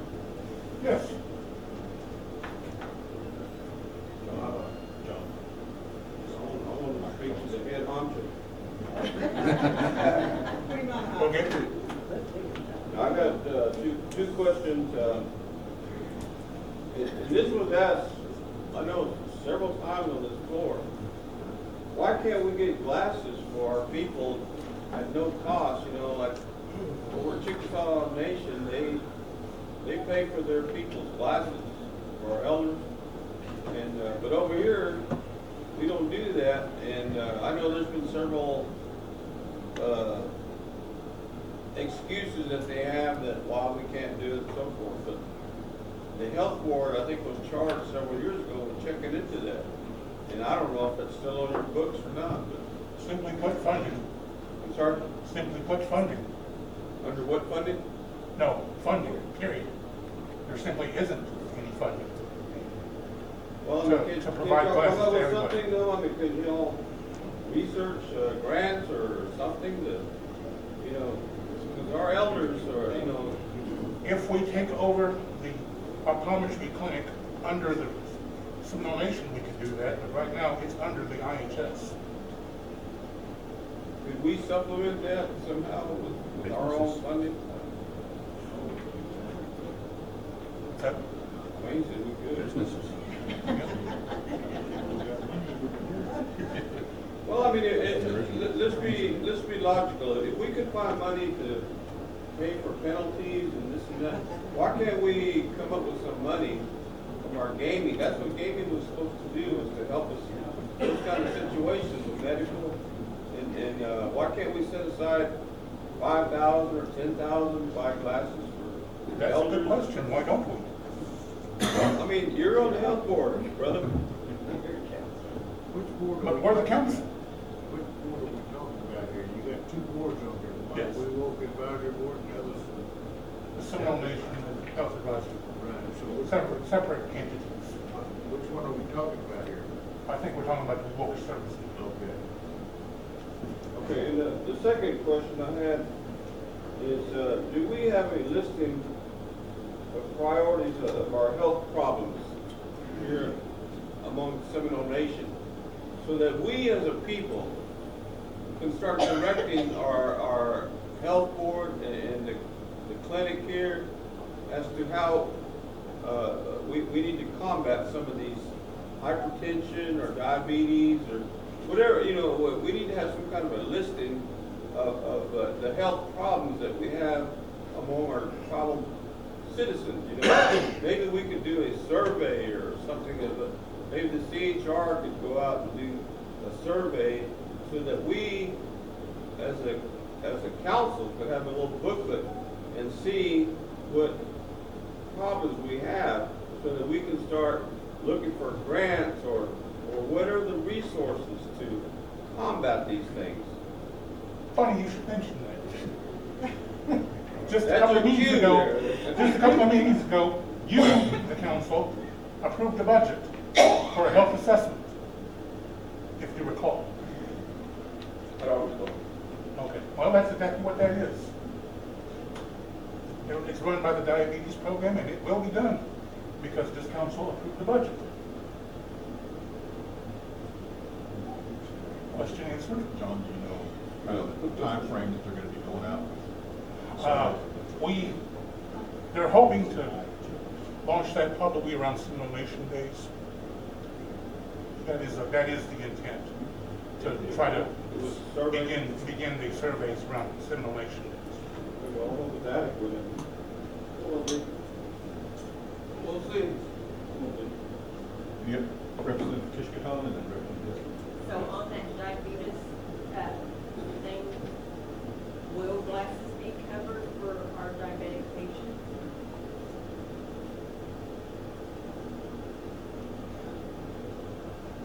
As far as I know, right now it's covered for elders. And there is money available for the diabetes. But, Doesn't it fall like glasses, shoes, foot care, yeah? Representative, yes, Mr. Truman. Yes, that's just what I was gonna bring, I'm gonna bring up, I don't know, correct me if I'm wrong, but the diabetes program, when they took that program as far as glasses and shoes, and that's what I was gonna let Representative Miller know, that if any of the elders are diabetic, they can go to the diabetes program and they can purchase those glasses. Representative Mulder. Pardon me, Representative. The question I would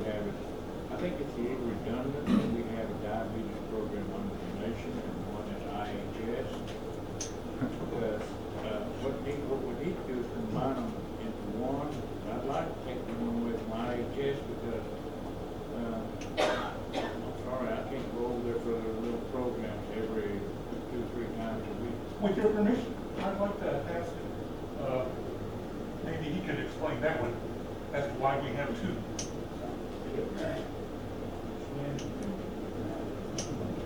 Because I've asked that question. You got one over here. Yeah. You just had one over there. That's a little redundant. I completely agree with you. They have a community health program, and as far as I'm concerned, they can do more with their funds. And they're willing to go into schools, they're willing to go in and do jump rope programs. That money can be used for our clients a little bit better, because our funding is just scraping the bone to barely get by. We do the shoes, and we used to be able to offer a lot more, but unfortunately, we had to pull indirect costs out of our program, and it cut a lot of patient services. Our best practice is physical activity. We have to meet that need, and that's what our funding agency is. We have to operate on that. But with the community health and local clinic, they can do more, and that's a good question. So that's a question you probably ask for local service unit, because they contract a lot of people that they could be using that money for patient services, eyewear, dentures, partials. I mean, you name it, it's there. And the thing I'm asking though is, why can't we take their money, put it into our program? I would love to do that. That'd be a question for you guys and the administration. Okay. Administrators. Executive office. Like we did by the time we did Yes. it. Yeah. Yes. I will, as you know, we presented the results of our study to the council, back about 2 months ago, 3 months ago in Oklahoma City.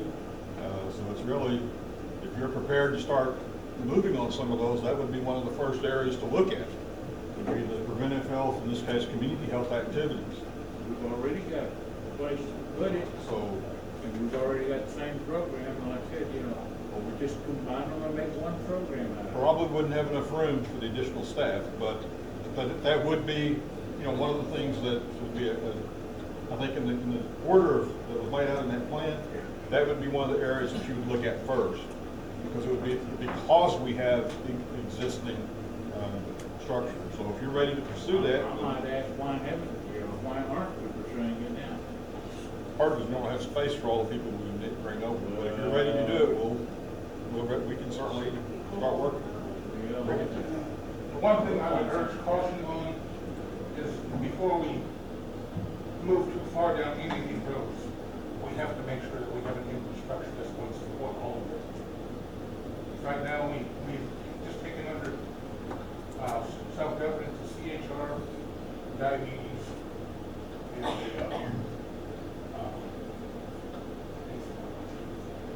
in order to expand more than that, you're going to have what they call a health department. You're going to have people that sit on an actual board. I mean, I'm happy to serve, but I'll be the first to admit, I don't have any medical experience. I'm just a council member that, feels that we need to expand. Before we expand, you're going to have people sitting in the health department that have had experience as administrators within the health organizations, and have actually worked in the hospital, have actually had experience running hospitals. That's what you're going to need before you expand. Well, we can't get that kind of money right now. If we take their money, bring it over here, we can administer with what we've got. And I know we've got to. It's a circle. Before we take that money, we have to show that we're capable of administering. Well, we've been running the diabetic program as long as they have. Matter of fact, they started theirs after we did. I'm just saying we need to urge caution. I urge caution before we move. I understand where you're coming from. Representative Miller, Representative Cuddy, did you have your hand up as well? Representative Cuddy, did you have your hand up as well? Yes. Let's go to Mr. Miller and we'll come back.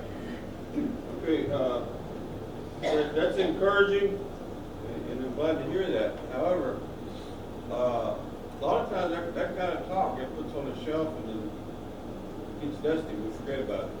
I would like to start seeing some dates saying, okay, let's start moving forward in that direction. Like what Wayne is saying, we took it over, we could do a lot of these things like these glasses, and, you know, I'd also like to see some type of a nutrition program like community gardens. A lot of tribes are already getting into this, and we're being left behind in this category. I know we're making little inroads. We have a hydroponic growing tomatoes and stuff like that. That's good. I'm glad we're getting started on that. But I was reading a tribal paper from another tribe, and they're really moving forward on growing plants, vegetables for their people, so they can start eating healthy. Since diabetes is one of the main killers in our people, so those are kind of programs I'd like to see us start getting into. But have a conference, maybe like a community conference. We'll set aside one day so we can all meet and start making plans on taking over that program and incorporating it into the diabetes program, and then start looking at things that we'd like to see in there, like a community garden type program. I would too.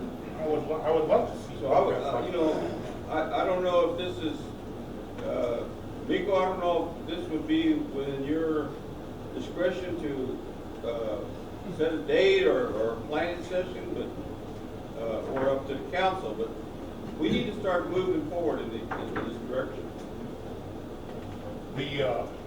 Go ahead. I was going to say, we could coordinate that with the health board and create such an opportunity.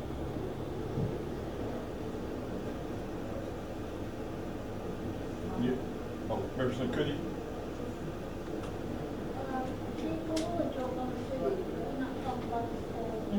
Yes. We had a lot of work to do and everything. Where's that at now? We're still working on it. I think we're pretty much, you know, we probably need to coordinate with you all a little bit on what the department should be. I mean, that's kind of where we left it, is, I mean, when the discussion was, you know, you want to do this, but as John was saying, you need to know what you're going to build it into when you start putting the pieces in. And so that's kind of, I think that's where we're at. You know, being in an election mode, it's kind of hard to get that type of strategy thinking with so many people going to be coming in and off of you know, this body. So we can begin to structure those discussions. You know, but you know, I've had experience before. We had these discussions with the council, and then we get in, and the next council told us we weren't here, and we're not going to go there. So part of that, I think we would want to just maybe start a discussion, you know, after the election, and kind of work from there. So the work is brought back. Yeah, nothing's come here. Nothing's come here. The survey or whatever was that. There's not a survey. It was part of what we were doing. That was the report. That was the completion of the project that you got in Oklahoma City, the report. Now, within that report, there were recommendations that we, you know, what we could do, and one of them was, you know, you need to establish your, you know, the organizational infrastructure first, and then go. That way, you know where the pieces are going to fall. Well, a lot of times the council president has done that. We can start the process of discussing that and getting it ready for, you know, broader discussion with the health board. I mean, that's a discussion we can have to kind of follow up on that and see what kind of discuss what the recommendations could be for, you know, the next council.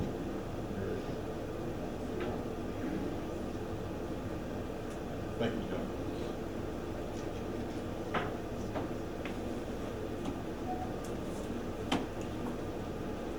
Yes. Finance committee? We didn't have a finance committee meeting.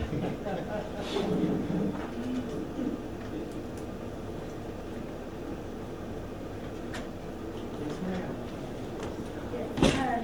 I understand there's just the two of you, and so when's the last time you actually officially met? I can't remember last time we met. Back in March. There's three finance committee members. April 3rd? Okay, so April 3rd is There's the last. actually 3 members, but we did not have a quorum. Okay. So y'all did meet, and when you meet, do you at least discuss the budgets that come forward to you, you know, without voting on, do you at least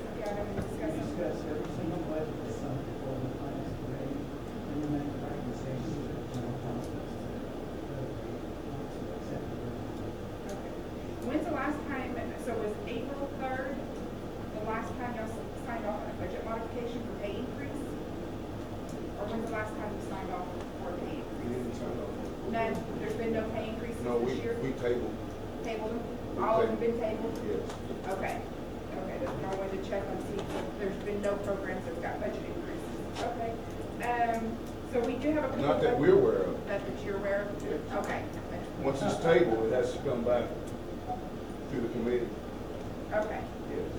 Okay, because it's been brought to my attention that there is a department that's got pay increases, actually 2 departments, and it didn't come through you all.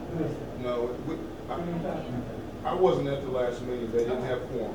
We didn't have a forum. Okay. Yes. So who are you talking about? I'm talking about procurement and IT. I've been notified that they have gotten budget increases or pay increases, and I was wanting to know, and I don't remember us passing pay increases on That's them. not important. Okay. So that's something the next meeting, when you do have pay quorum, could you look into that? Well, they've already they proposed a pay increase, but they had to have some stipulations they had to meet. Okay. If they got a pay increase, they had to increase responsibilities. So that means the job descriptions had to change. So those had to be rewritten and then resubmitted to the plans. That's where we're at. Okay, and then, so we do have 3, and then, how about, I think that was it, I just want to know if we were meeting quorum and meeting. Yep, that's it, thank you. Mr. Bill. Mr. Darkby, in reference to her question pertaining to the Finance Committee and also with the assistant of Mr. Kevin here, that any tribal employee getting a pay increase and all that, it has to come to Finance Committee, and therefore y'all look it over, y'all say yay or nay, and if there are stipulations and all that involved, they have to send it back, and the department itself come back and reappear, etc., and then y'all would vote yes or no, and then after that, it comes to the council, and the council will vote yes or no if they get it or not, right? However, is there a way that it can be done without the council's approval? Supposed to. You're not supposed to. However, since you said y'all haven't had this finance meeting for quite some time, and if so happen and we find out that 2 departments, their employees have received increase, okay? Wouldn't you say that's a violation against Title 14 in the Code of Laws? I would say so. And then there should be some kind of ramification. I would say so. That's all I want to know. Thank you, sir. Yes.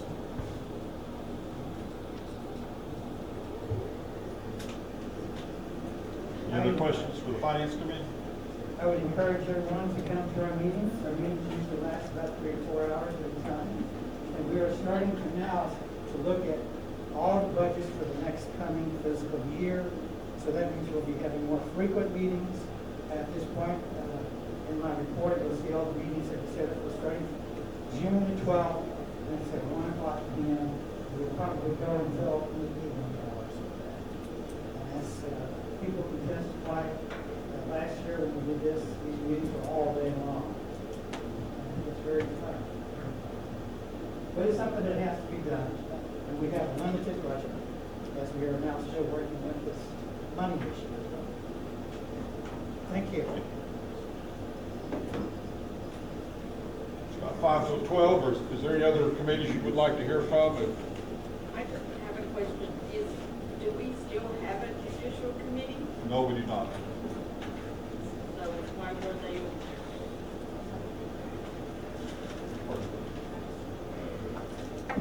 She said taking it long. If there are no other committee, no reports, requests from committees, we have a couple of options. It's 5 till 12. We could break for lunch and come back. The rest of the agenda is relatively short. We could proceed with the agenda and try to get out here earlier. If that's the wish of the council. Yes. All right. With no objection, we'll proceed with new business.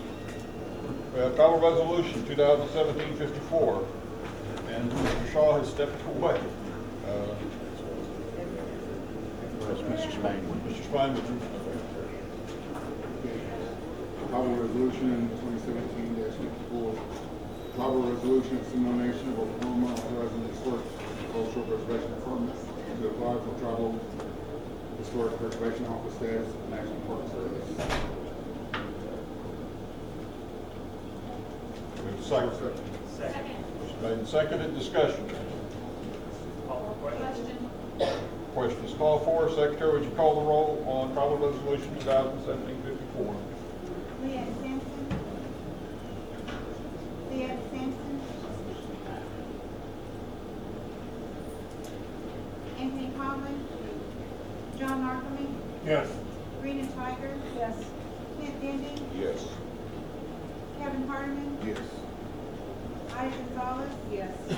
Nancy Fixaco. David Narcome. Yes. Kelly Davis. Sterling Springer. Yes. Patricia Kishkaton. Yes. Karen Fulbright. Yes. Nanette Hazelwood. Yes. Jennifer Horn. Yes. Cindy Yesler. Yes. Lottie Cootie. Yes. Abraham Ferrani. Yes. Susie Harjo. Yes. Emmons Spain. Yes. Wayne Shaw.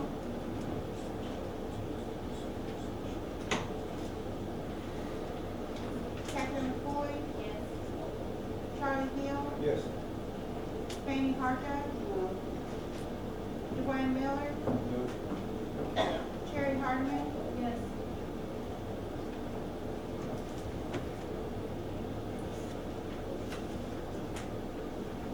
By a count of 21 yes, 2 no, and 0 abstentions, for this measure to have passed. Tribal Resolution 2017-55. Ms. Springer?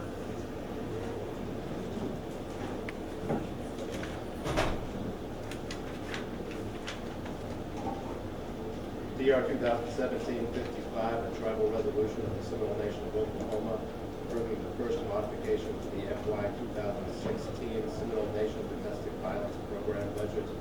The motion asks for a second. Second. Discussion? Question. Question is called for. Question is called for, so sorry.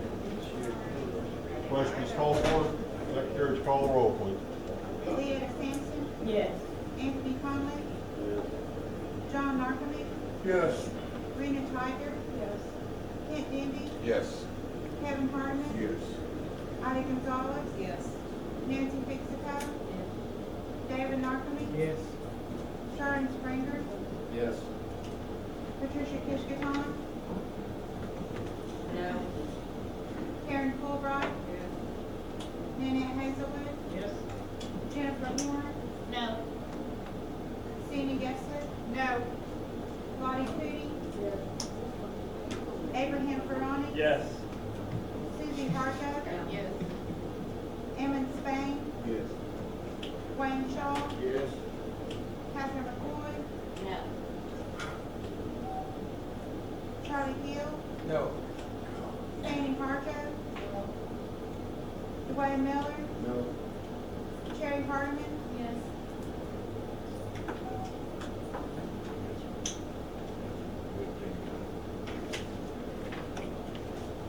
By a count of 18 yes, 7 no, and 0 abstentions, declare this measure to have passed. Next item of business is Tribal Resolution 2017-56. Tribal Resolution 2017-56, Tribal Resolution of the Seminole Nation of Oklahoma, approving the fiscal year 2016 Seminole Nation Cultural Resource Fund budget and incorporating of said budget in the FY 2017 comprehensive budget and authorizing an appropriation. I make a motion to approve and ask for a second. Second. Yes.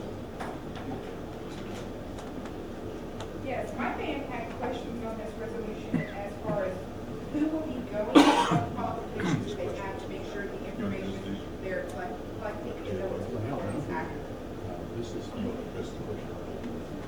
question.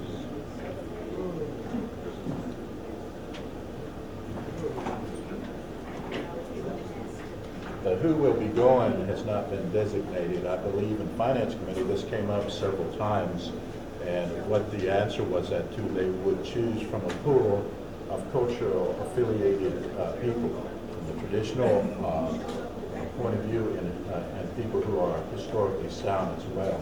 So those are the ones that will be chosen. We do not know who those individuals would be at this time. Will this come before the council as well, before they go? I would probably think probably not. I mean, you know, it's a small, relatively small budget of $15,000, and I think probably the Seminole Nations knows who their cultural advisors would be. Some of them would be from the ceremonial grounds, and some would be maybe some people who have maybe an expanded area of overall history of the Seminoles, locations of removal locations and so forth, so on. Okay. Well, my band suggests that if we have any current college students that are probably taking, you know, archaeology and, you know, anything in general as far as history, that as an internship, that they be, you know, counted in to go. That way it would bring back to our kids and our own history. That could be up for consideration. That's what my question was for our band. Who's going on? If this has been before us before, you remember they all said they were going to send the language program people up there, and that's why it was turned down in the past. Now you want to incorporate into this, and is it going to be inexperienced people? And the question I have is, not all of our tribes came along that entire trail of tears. A lot of us jumped off at Tampa and got off to New Orleans and walked up here. Which route are they going to look at? Those are the questions that I've got to ask. I think when organizing this, you know, they can have meetings and go over those types of things. Right now, it's at the development stage of actually what they're going to do with it.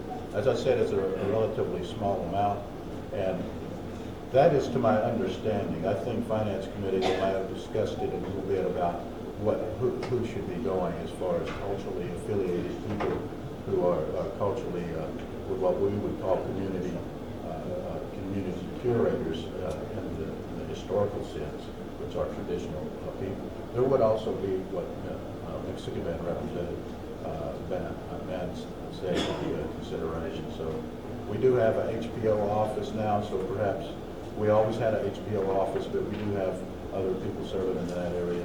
And prior to this, former director going out, she was actively involved in these types of things as well. So I'm sure that from a Seminole perspective, though, we'll be choosing within that Seminole pool, I would believe. Shot? I'm sorry.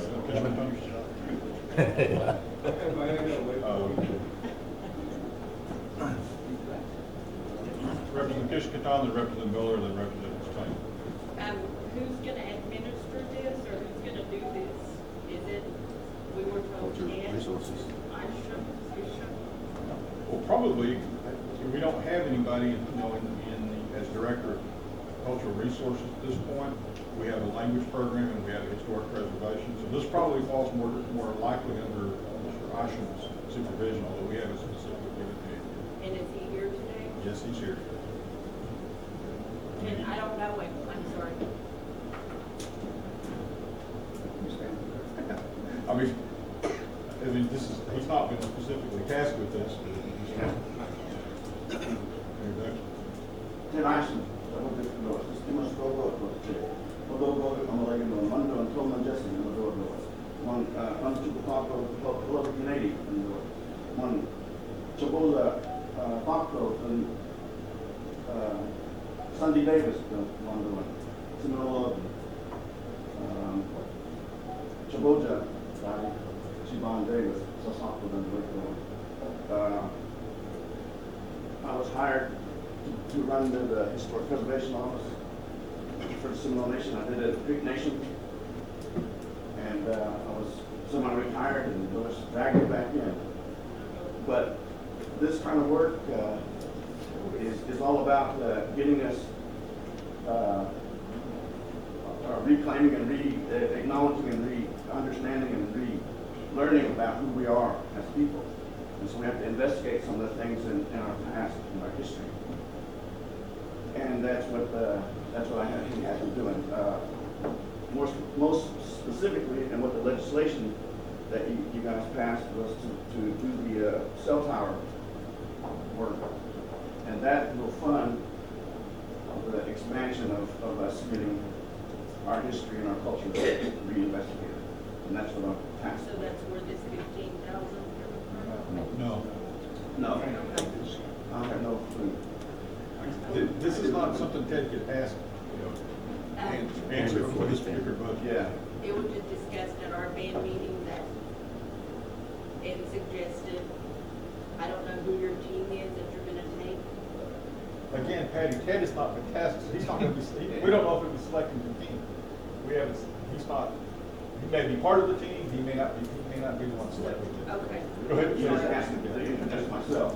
Yeah, and thank you, but I'm sorry. Right, thank you. So, Chair, who is the team? We haven't selected.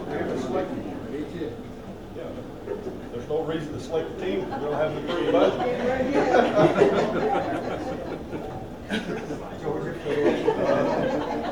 That door right there, you can.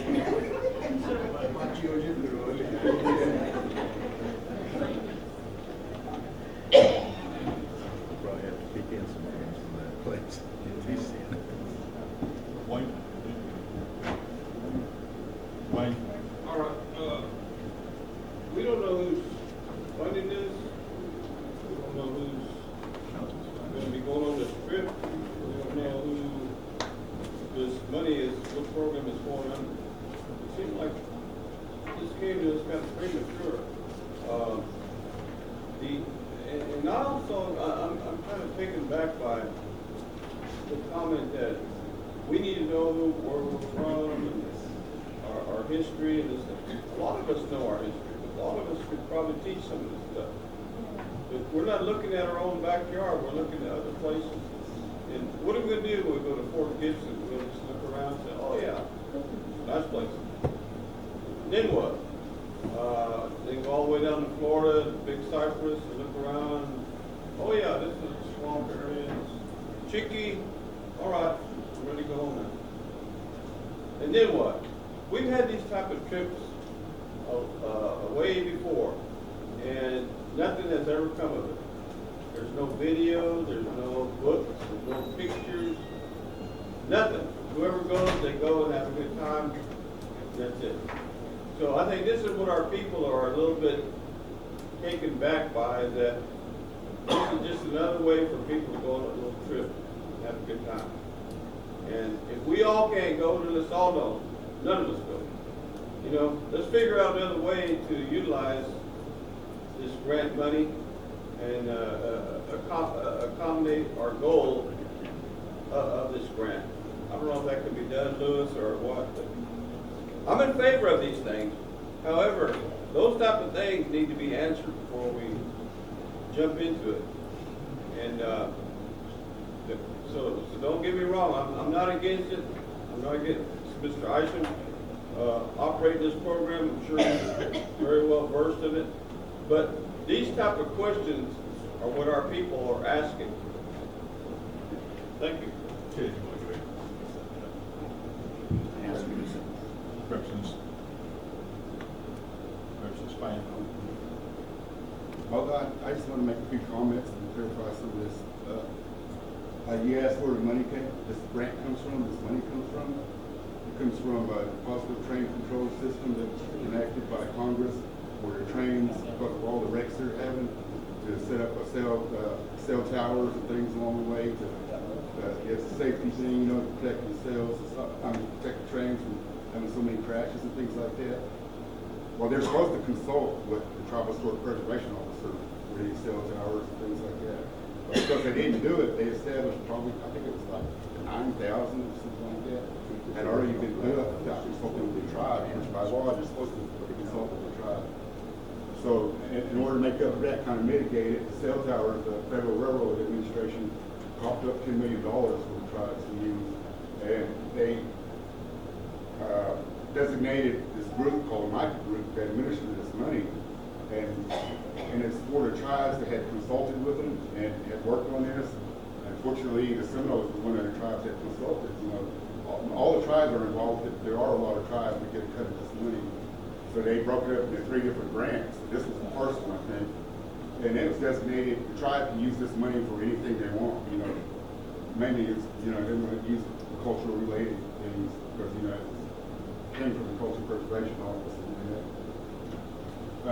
So that's where the money comes from. And there's another grant that's out. Well, it was in 3 phases. The second one has already been used. I mean, it's already over with. Now there's a third one. But that has to be tied back to the language, some kind of language or, you know, the culture. And it's ready. You apply for that. I think it's ready now to be, you know, apply for Michael groups. One thing we have, and another thing I want to say is, we passed a resolution for a tribal historic preservation officer to apply for National Park Service status under National Historic Preservation Act and certified tip holder. And you know, Ted, when he was at Creek Nation, we did that. We wrote it all up and did that. One thing they asked for is they want you to have a committee for guidance and advice. You know, and I think that is important because that's what we need, like Mr. Miller said, you know, we need somebody, and everybody's said it, we need somebody, you know, to figure out how we want to do all this, how we want to spend this money and you know, plan for it and everything. And that's what this committee's for. So, you know, we need to think about establishing a committee. I don't know what it would go under, but, you know, it'd be to advise the preservation officer, you know, to give them guidance and advice, and, you know, and then work out these types of issues, you know, about how, you know, what we want to do with this grant money. So that's basically where this money is coming from and things. I don't know how, you know, you guys wanted to, your idea about it or anything, but, you know, it can be changed and be, you know, designated, you know, whatever we want to do. But that's just a couple things I want to clear up. Does that make sense? Anybody any questions? No, our band had wanted to know where the money come from, but I remember seeing that in my CA or whatever. Yeah, like the group, yeah. But then they also said, well, whoever's going on the trip thing, they wanted them to walk 100 miles and experience what the Trail of Tears was.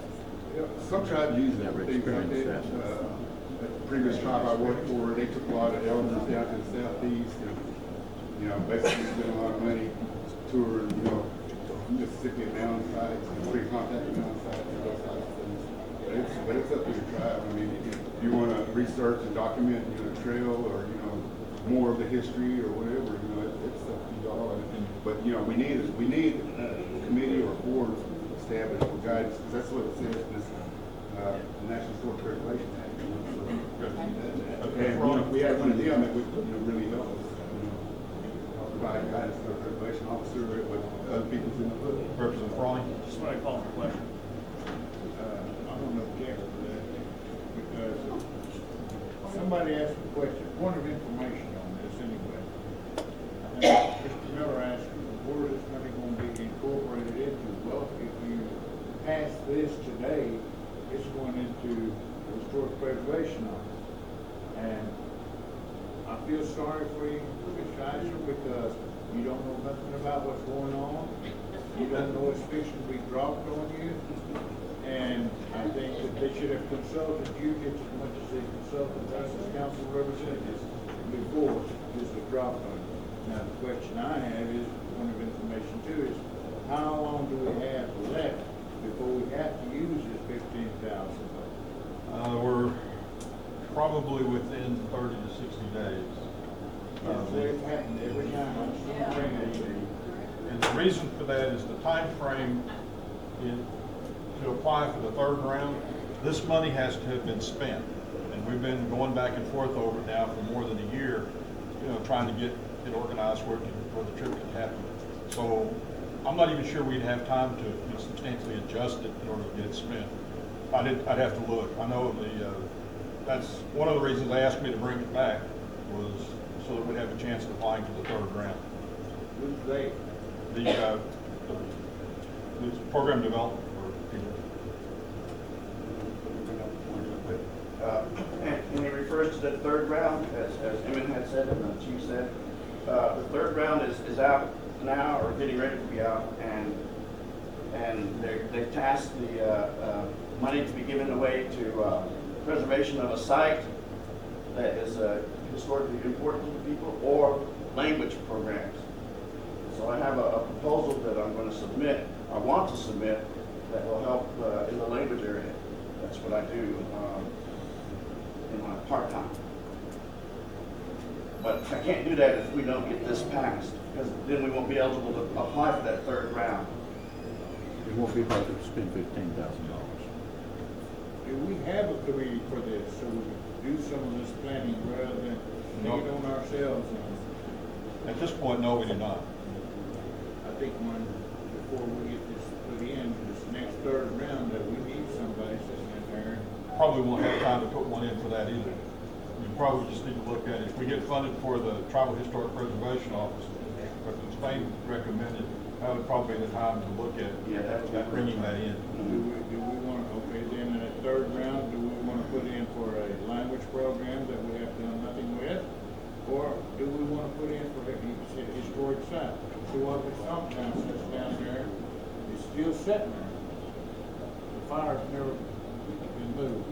And then we've got others here in Seminole County that have, maybe we can use that money to preserve those sites, our old stomp ground site. We only got one left, and it's sitting up where Garfield said they're dancing tonight. So Like I said, I have a proposal ready now to submit for language. I don't know anything other, preservation of sites. It would take time to research that, and we would miss out on that window of opportunity. Just to answer the question about a committee, we can put together an advisory committee. I mean, back in the early '90s, we had that committee in place. I actually had sat on that committee back in that time. As far as an advisory committee to HBO, we definitely can put something like that together and have it approved by council, obviously. So one final point I'd like to make. This money is given to us. We apply for this pot of money that was set aside for the tribes to make use of. So the money doesn't cost us anything. We just have to ask for it. And we have to ask for it in the correct manner and according to whatever the rules that they have set up. If we don't, then we don't have to worry about it. It's not costing us anything.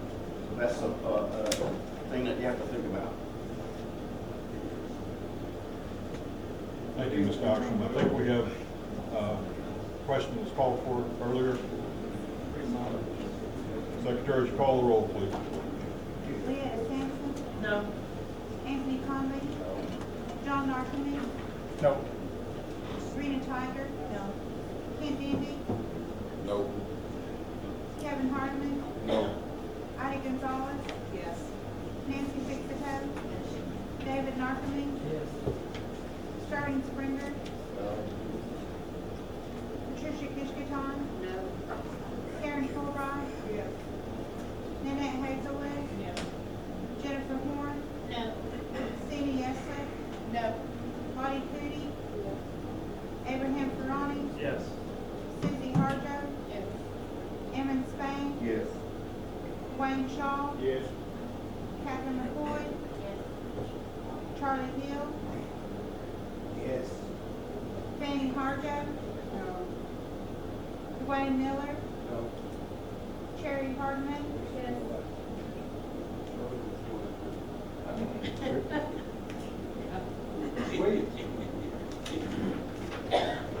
By a count of 13 yes, 12 no, and 0 abstentions, declare this measure to pass. Next item of business. Almost gets $40,000 goodbye. Tribal Resolution 2017-57. Look, we're moving on to the next item of business. Yeah. What? Representative Ronnie? TR 2017-57, a resolution of the Seminole, Oklahoma, reappointing Darrell Phillips to the Seminole Nation OAP Advisory Board. Make a motion for approval and ask for a second. Representative Kishkanon, Representative Goody.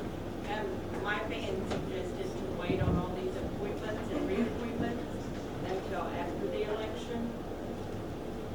I'd like to ask for them to be tabled. So you wish to table, you want to list off the resolutions you wish to table? 57 through 65. We need election board in place. We would highly recommend that you consider 64 and 65 simply because they're election appeals boards. Although we would have a quorum at present with 3, this would give them a full board of 5. So, I mean, that's your prerogative. So you're requesting to table 57 through 65. Yes. You have a second. Somebody's finance committee, what's the reason? We need one on the finance Well, committee. again, we have a motion to table. I can't unfortunately engage in debate. We just voted. Okay, we have to vote. On the motion to table, tribal resolutions 2017-57 to 2017-65. Secretary, would you call the roll, please? Leanna Sampson, Yes. Anthony Conley,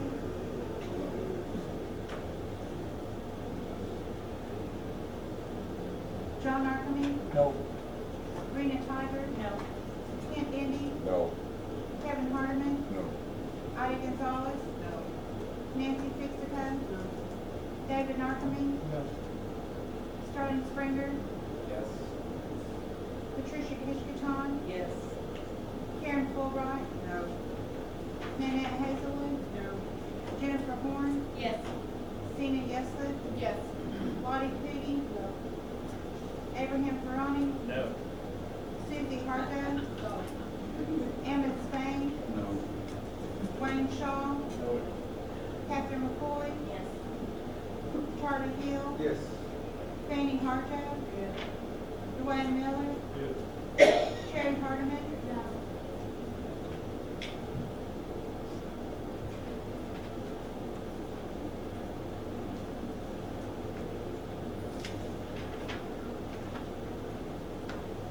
By count of 9 yes, 15 no, and 0 abstentions, the motion to table fails. Back to the original motion for tribal resolution 2017. Question is called for. Secretary, would you call the roll, please? Motion to approve. Leanna Sampson, Yes. Anthony Conley,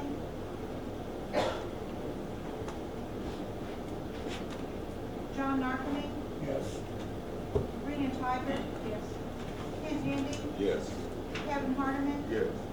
Ida Gonzalez, Yes. Nancy Fixicka, David Narcomen, Sterling Springer, Yes. Patricia Kishkaton, No.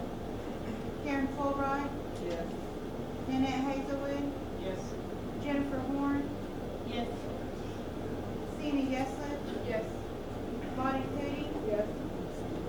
Abraham Ferrani, Yes. Susie Harjo, Emmett Spain, Yes. Wayne Shaw, Yes. Catherine McCoy, Yes. Charlie Hill, Yes. Fannie Harjo, No. Dwayne Miller, Sherry Hardeman,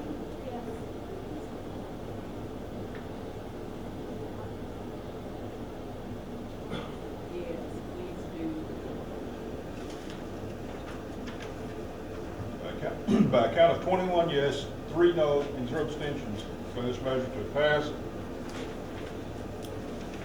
Next item of business is tribal resolution 2017-58. Representative Shaw. Man, Dave's not here, so, I'd like to, if somebody would introduce it, or if you want me to introduce it. 58, 59, and 60, they're all the same, board late fee. I'd like to put those together and vote on them as one, and I ask for a second. Second. The other sponsors of those bills agree to that? Representative Yesley? Yes. And Representative Hazelwood? Agree to that? All those coming together in one vote? We have a motion on the floor to approve tribal resolution 2017-58, 2017-59, and 2060, remaining reappointments to the Older American Advisory Board. We have a second on that? Sir, will. Motion made and seconded. Any discussion? Question is called for. Secretary, would you call the roll, please? Leanna Sampson, Yes. Anthony Conley, John Arkerman, Yes. Rena Tiger. Yes. Ted Denby, Yes. Kevin Hardeman, Yes. Ida Gonzalez, Yes. Nancy Pixico, David Arkerman, Yes. Sterling Springer, Yes. Patricia Kishkaton, No. Karen Fulbright, Yes. Nanette Hazelwood, Yes. Jennifer Horn, Yes. Sina Yesler, Yes. Lottie Cleary, Yes. Abraham Ferrani, Yes. Susie Harjo, Yes. Emmon Spain, Yes.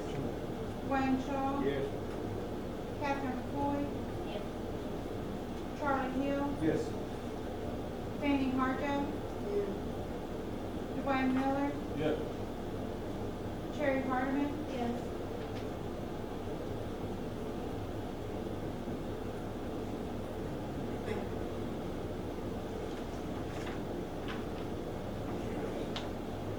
By a count of 23 yes, 1 no, and 0 abstentions. For this measure to pass, for these measures to pass. Next item of business is tribal resolution 2017-61. Mr. Harder. 2017-61, resolution of the nomination of Oklahoma General Council approving the appointment of also Seminole Finance Committee. Motion to approve and second. Second. Wait a second, Representative Shaw. Question I have is why is she just going to go to September 30th? Well, part of that is in case the chief, that's the term, the main term of the finance committee. So the new finance committee would be appointed in September to continue the activities. So she's only agreed to serve out in the remainder of the expired term.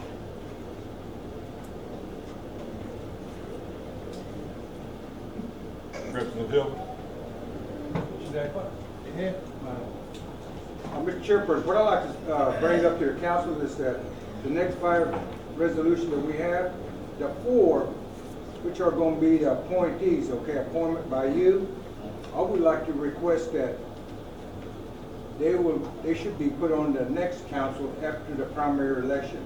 Due to the fact, okay, you as the chief, Seminole Nation, all these people that you see names here on the finance, the land acquisition, the 2 on the appeals board and all that, this could have been done last year, sir. However, all of a sudden, a month and about 6 days or 7 days before the election, all these individuals' names pop up. We really don't need to fill this in. Reason being, there's nothing that's going to be an emergency that we need to fill these positions. You talked about the first one pertaining to finance. You talk about the finance committee, they got 3 now. That's a quorum. They can have that June 13th, still have a quorum. You don't need the 4th person. The reason why I'm saying this, it's like this. Being in the United States, the U.S. government, we're what you call democratic, under democracy and all that. Everything should be fair and firm.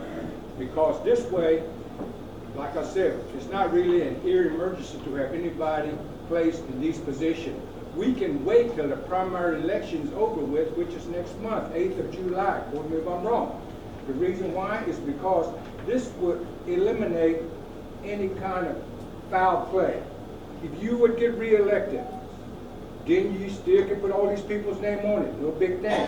If you should get defeated and have new principal chief, then that person would have the opportunity and the benefit to hire who he wants to. It's only a fair play. That's the way I'm looking at it. I hope it makes sense, you know. Mr. Hill, do you have a motion? I'll make a motion that the next 4, not including the reappointing, but the appointments only, be tabled. 61 through 65. 61, 62, 64, and 65, sir. Got a motion tabled, or a second?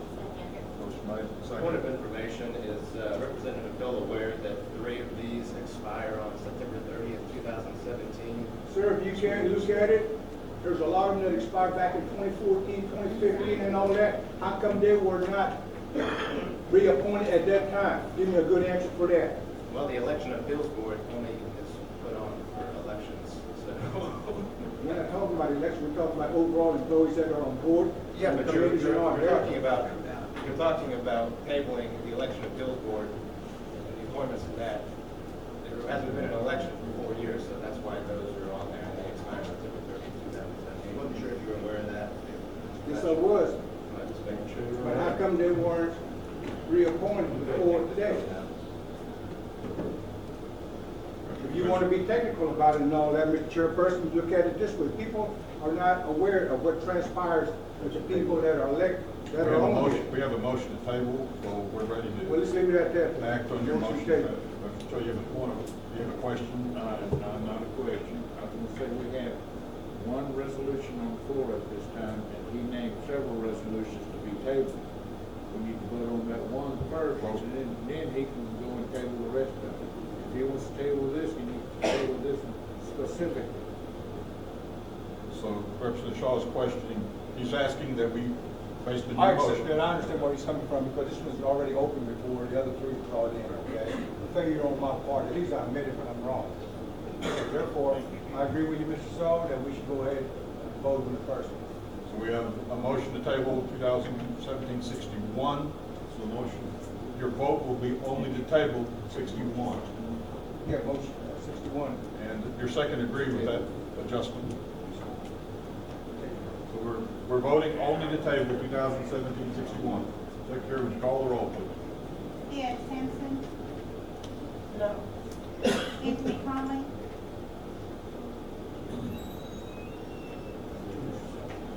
John Narcome, No. Rena Tiger, No. Kent Indy, No. Kevin Hardeman, No. Ida Gonzalez, No. Nancy Fixito, No. David Narcome, No. Starling Springer, No. Patricia Kishkitan, Yes. Karen Fulbright, No. Nanette Hazelwood, No. Jennifer Horn, Yes. Sina Gesley, Yes. Lottie Cootie, Yes. Abraham Ferrani, No. Susie Harjo, No. Emmett Spain, No. Wayne Shaw, No. Catherine McCoy, Yes. Charlie Hill, Yes. Fannie Harjo, No. Dwayne Miller, No. Sherry Hardeman, No.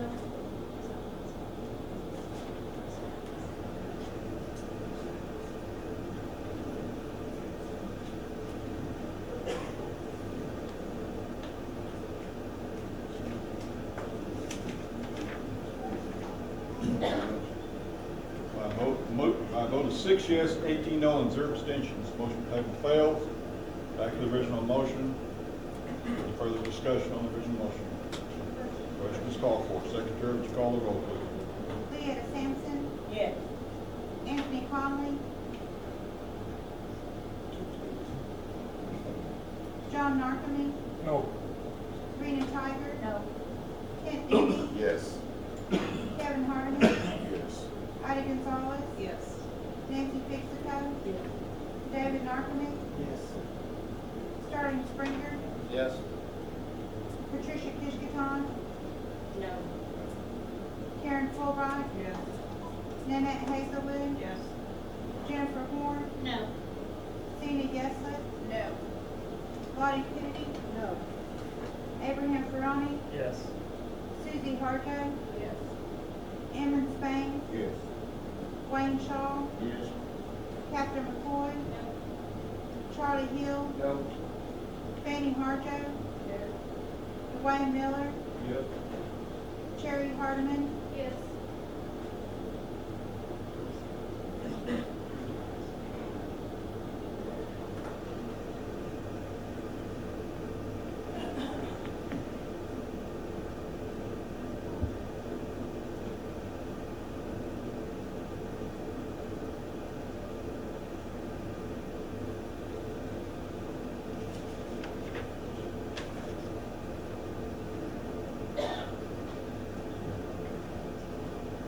I counted 16 yes, 8 no, and 0 abstentions for this measure to pass. Next item of business is tribal resolution 2017-62. And Representative Moore's not here. Is there someone who would, pardon?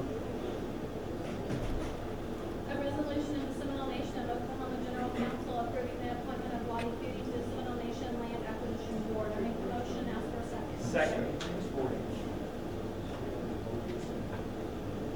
Motion heard and seconded. Call for question. Question is called for. Secretary, call the roll, please. Leah Sampson, Yes. Anthony Conley, Toots. John Narcome, No. Rena Tiger. Ken Indy, Yes. Kevin Hardeman, Yes. Ida Gonzalez, No.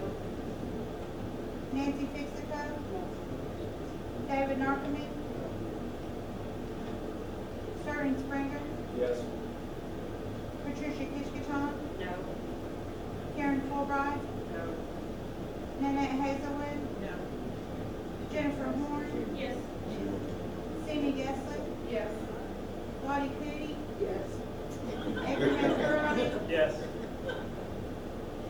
Susie Harden, Yes. Emmons Spain, Yes. Wayne Shaw, Yes. Catherine McCoy, No. Charlie Hill, No. Fannie Harjo, Dwayne Miller, Yes. Sherry Hardman, Yes.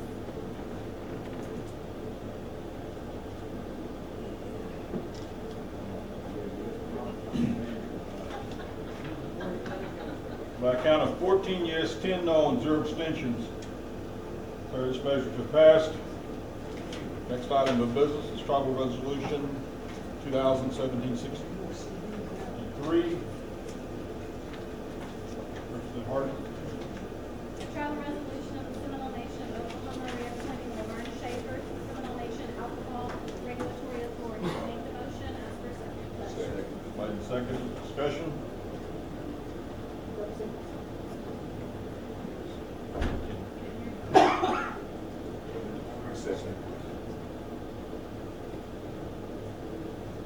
No discussion? Secretary, would you call the roll, please? Question is called for. Leah Sampson, Yes. Anthony Conley, John Narcome, Yes. Rena Tiger, Yes. Ken Indy, Yes. Kevin Hardeman, Yes. Ida Gonzalez, Yes. Nancy Fixicko, Yes. David Narcome, Yes. Sterling Springer, Yes.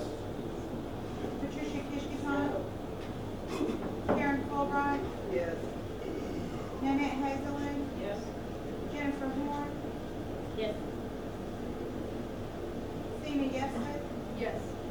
Lottie Cootie, Abraham Peroni, Yes. Susie Harjo, Yes. Emmons Spain, Wayne Shaw, No. Catherine McCoy, No. Charlie Hill, Fannie Harjo, Dwayne Miller, No. Sherry Hardman, Yes.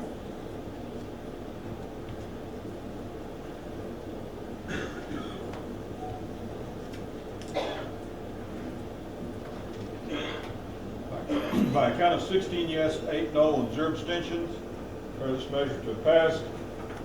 Next item of business is Tribal Resolution 2017-64. Tribal Resolution 2017-64, Tribal Resolution of the Seminole Nation of Oklahoma, General Counsel confirming the appointment of William Watland to the Seminole Nation Election Appeals Board. I make a motion to approve and ask for a second. Second. Motion made and seconded. Discussion. Question. Question is called for. Secretary, would you call the roll, please? Leah Sampson, Yes. Anthony Conley, Yes. John Narcome, No. Rena Tiger, No. Ken Indy, Yes. Kevin Hardeman, Yes. Ida Gonzalez, Yes. Nancy Fixicko, Yes. David Narcome, Yes. Sterling Springer, Yes. Patricia Kishkaton, No. Karen Fulbright, Yes. Nanette Hazelwood, Yes. Jennifer Horn, Yes. Sina Gesley, Yes. Lottie Cootie,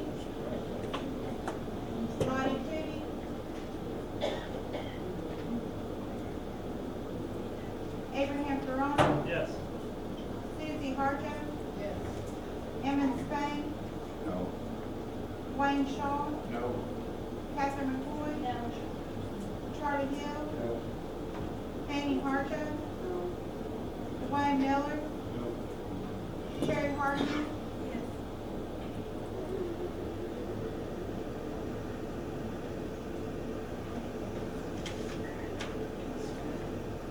count of 15 yes, 9 no, and 0 abstentions, declare this measure to have passed. Next item of business is Tribal Resolution 2017-65.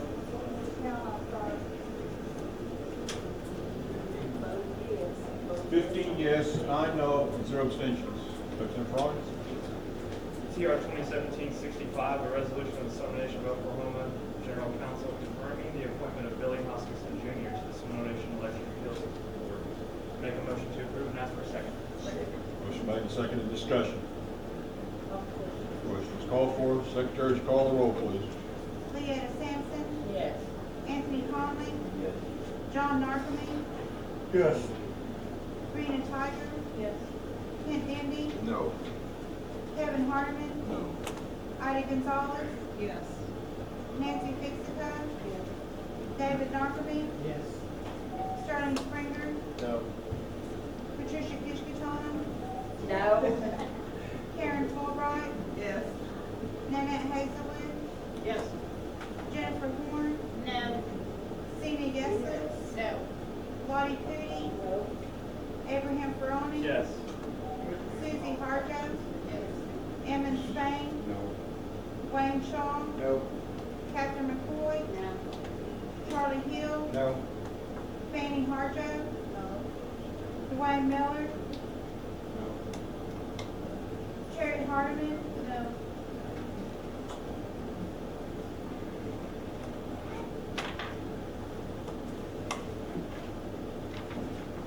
By a count of 11 yes, 14 no, and 0 abstentions, declare this measure to have failed.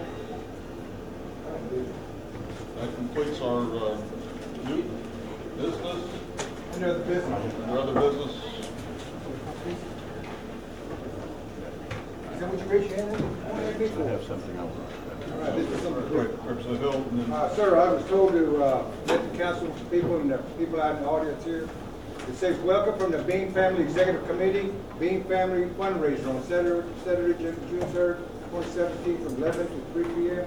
at the North Community Building. They're having Indian tacos, drink, and dessert. They want to stick around here, and it'll be $7, okay? Okay, thank you. I don't know who Bean Family is. Okay, I had a question about the alcohol program. yes. Some questions about, and one was, why is it taking so long to put a director in there? We have not been able, we're not getting applications. I think we had one application, and the person did not meet our qualifications. This particular position, in order for us to accomplish what we would like to do, requires a master's degree. And we would prefer to have someone who is certified, and has a certain certification that allows us to ultimately bill for the services they provide. And we're not getting applications of that nature at this time. That's why it's taking so long.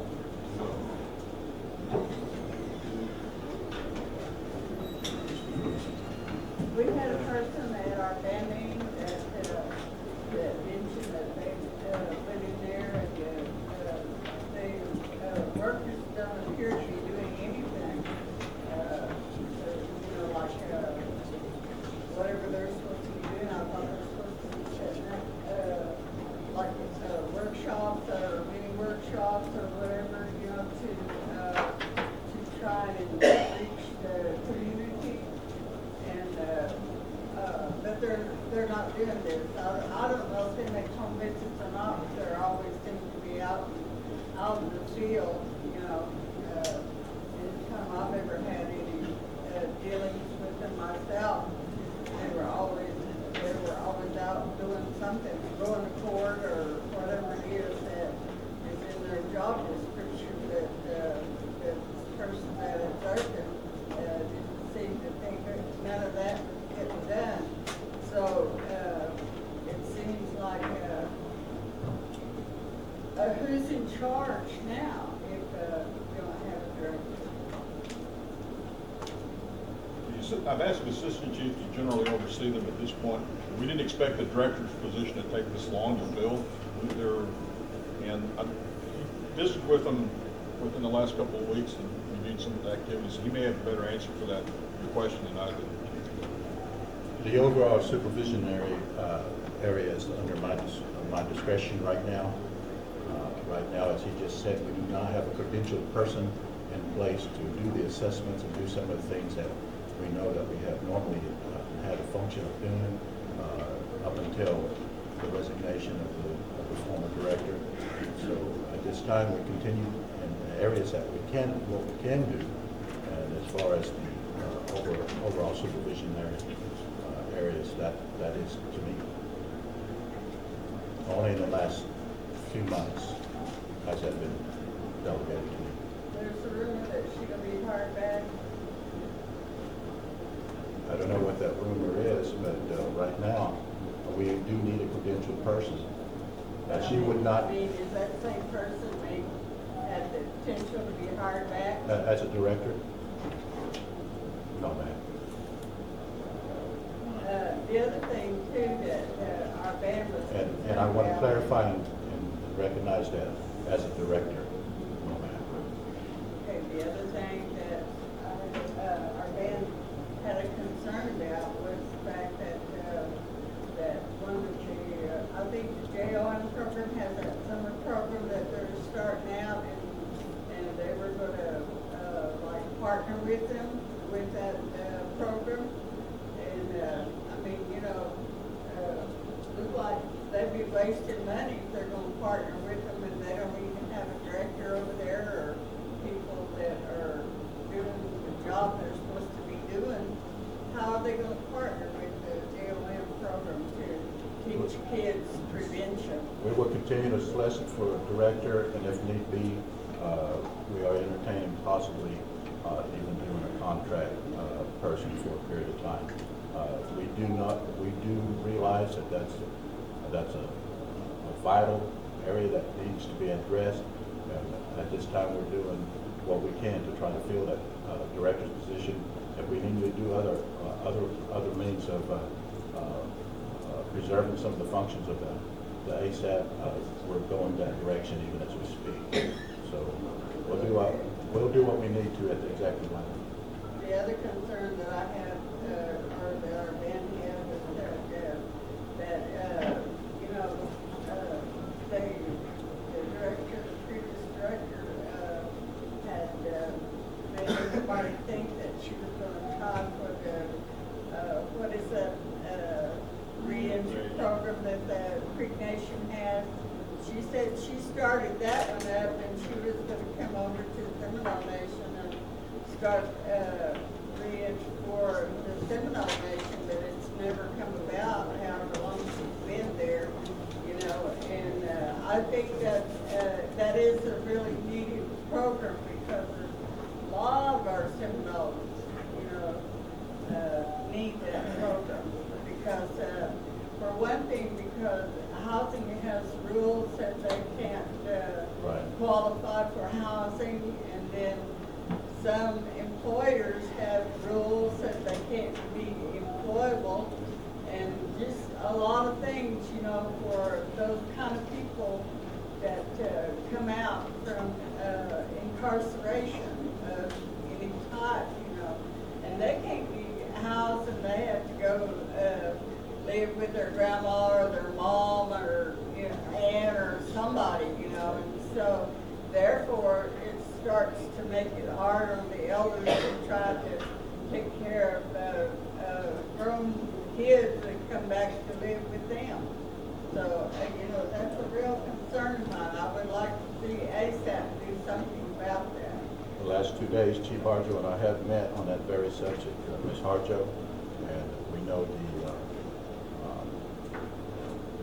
situation, and we're going to do everything we can to fulfill some of those things that meet the needs of our people in that area. Wayne, is it the same thing? Because if not, I'm going to back over to the chairman. Okay. You made mention that she asked she couldn't be rehired, or that the director can't be rehired. No, I didn't say she couldn't be rehired. She said, as the director. She asked me if she's being considered to be hired for director. Did she? And I made it clear as the director, no. Okay, As the now, director, no. let me ask you this question. Did she or that director do something so wrong that they can't be rehired because? Absolutely not. And I'll leave it at that because this is a personal issue. We've had already precedent set with an HR person. So we can't be saying you can't be rehired as a director because we've already seen it done in Mr. this Shaw, administration. I answered your question, absolutely not. Because it's a personal issue, we will leave it at that. Personal, you and her? No, personnel issue. Okay, make it personal. Don't say personal because. Well, it would be personal too, that we shouldn't be discussing this in open forum. Absolutely not. She has not done anything that would warrant her not to be rehired, in my opinion.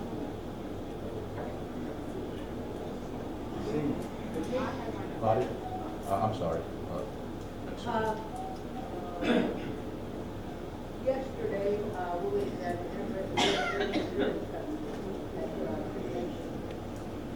and that was the grant that was gotten granted by Disney Creek Nation by FERC, grant. And the director was telling me that they had asked for so much, and they went on ahead because the grant was so good that they went on ahead and gave them nothing happening with the building apartments for the integration people. And we went there and it was really, really nice. I wish we could have something like that. And I wish my son had lived to do a chance. But it was good. I mean, we should go to the building, what the people that comes through, and they were talking about maybe 2 years, we won't be just talking numbers, so we will talk about the and what they were saying is that they want to put on welding classes. And that too, later on, John, that would be able to help those that want to learn how to weld. I was very proud of Thank you for those comments. It's good. Mine's going to be a separate topic. Okay, Chairman. We have a separate topic. You want to? Jermaine. All to- subsidies, and then we move on. Vice Chairman, do we have anybody that's licensed over there right now, like LACD or anybody there in that office? Licensed as a, Licensed alcohol drug counselor, licensed counselor? no, right now, what we do have is those ones that are certified to be able to conduct certain limited, not as a consultant, not as a counselor. So no, we don't have those that credentialed person to do that. But there are certain things that the staff can do as far as group meetings and such as that. And, But for those assessments and those certifications to take place, no. okay, and secondly, are they being referred to both the Indian Health Service, because I know that they have that license. Well, we try to do utilize the behavioral health that the clinic has in any situation. Okay, that's fine, because this is so critical that you have that license. We know that. Yes, we do. Thank you for your comments. There's a limited pool. They haven't come to us yet. I think she was going to move on. Oh, she's going to move on? Representative Jesselyn. Yes, I'd like to ask my question about the impact of the domestic violence budget.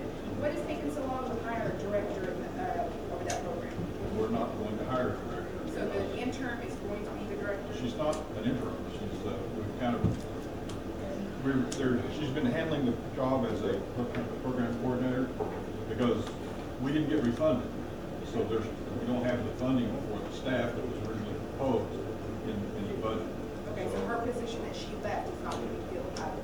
She's not director. She's the position. She was in a level below the director already, and that position's been there. Now we have funding. We'll be able to fund it through 9/30 with a combination of BI funding and in this remaining grant extension.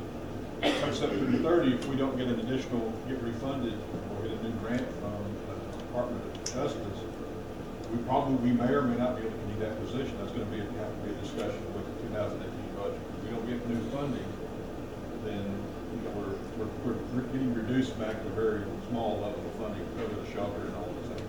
Okay, so the amount line item that showed not a budget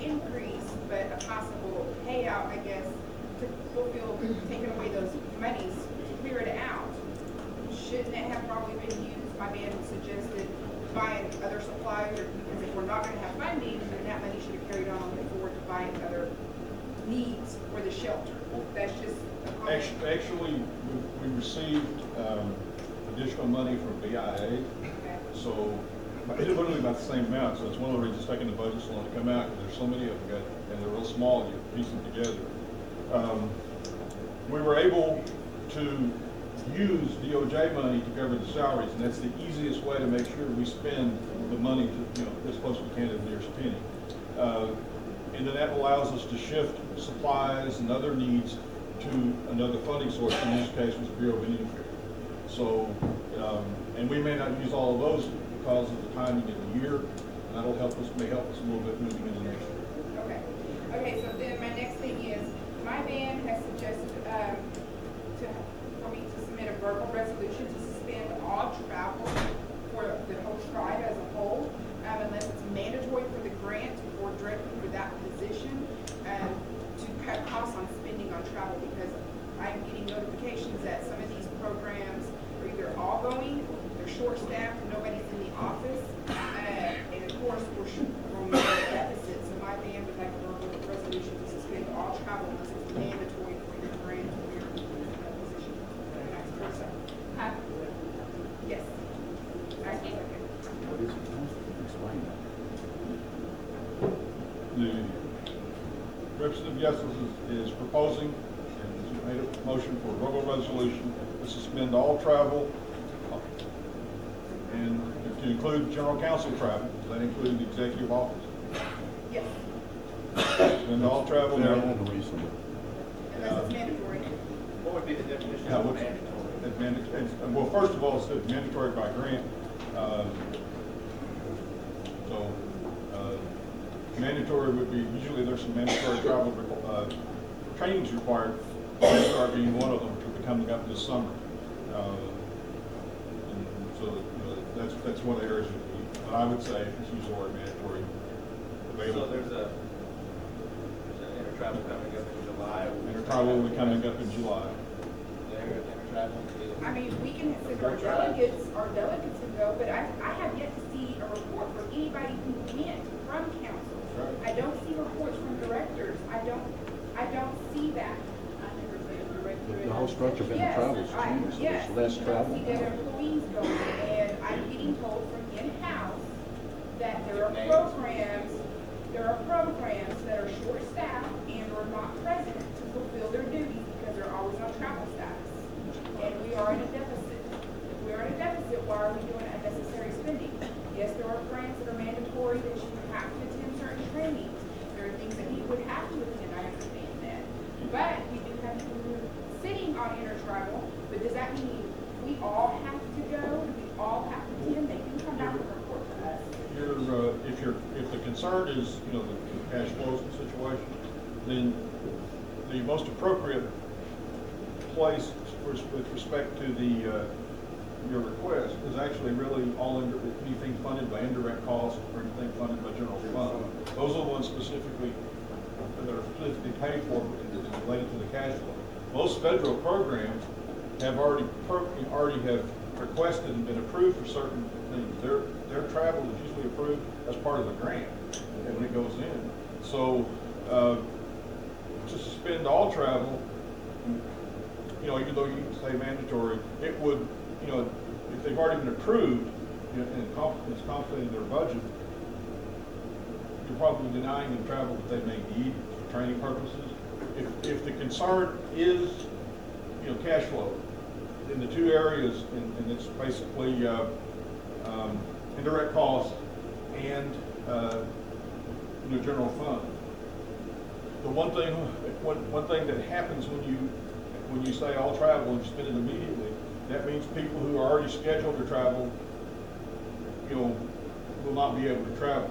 And understand when we do that, there are some things we may lose, money we may lose as a result of the fund, because we've already paid for certain things. I'm not sure how much we could recover. We've already paid for registration fees, for example, we probably wouldn't be able to get it back. So, that's, you know, that's one of the drawbacks. So, but if you're, if the concern is, the ban is really just travel that would be affected by, you know, help us conserve our cash, then it's indirect cost to general fund. Anything funded from those two sources are the ones that would be the most benefit of the travel ban. That's what I mean, because if they're already been approved and it's in their grant, I understand that. You can always do budget modifications to change out and ask for approval of different things. You can do that. But what I am getting told, there are departments where they're all going. There are departments where they're already short-staffed, or it's one or two people in there and they're still going. Their duty is to serve our people and to be in those offices. And when our people aren't being served because they're not there, just same way as taking vacation and leave, then that's the issue and the problem. What departments are need to be addressed? All of them. I tell you, all of them. All of the departments. It makes it sound like at any given time, any day of the week, that 35% or 40, 50, however many what percentages is gone from the travel complex. Is that the case? Or again, you know, half the complex out on travel? Usually. And we have a motion on the floor for a rebel resolution to suspend all travel. And the travel ban would include all programs except mandatory travel. All funding sources that mandatory travel. Representative I was just gonna mention that our ban, when we discussed 2017-56, that was one of the things that they were wanting, that there be some kind of paperwork that they would do, you know, like the travel report, that each time they made those, because you know that resolution that was written up, it just sounded like they was going on a vacation over here, and then when they come back from there, they were going to go over here, and it didn't even, you know, sound like it was some educational thing or anything like that. But our vet said they would like to know, you know, what they saw, what they learned, and not, you know, one sentence thing like I've seen some travel reports come back and said it was a very enjoyable trip. I heard about so-and-so, you know. And they said I mean, you know, I'll just interject in their form that they're sick of it, you know. You need some kind of a commitment from the employees when they do go on those, that they report something constructive back to the people. They owe it to them. They owe it to them. If it wasn't for those people out there, they wouldn't even have a job. You know, one thing, before you vote on the resolution, I want to advise the sponsors once again, when we're talking about restricted funds such as federal, and we say we're going to cease all travel effective immediately, then, unless it's mandatory, any travel we've already got scheduled, it's already been booked and maybe even underway, any expenses we've put out that we can't recover, that's federal funds, we will then become liable for. I mean, we'll have to pay for it out of general fund. So, we were kind of, so. Point of information. Do we have a,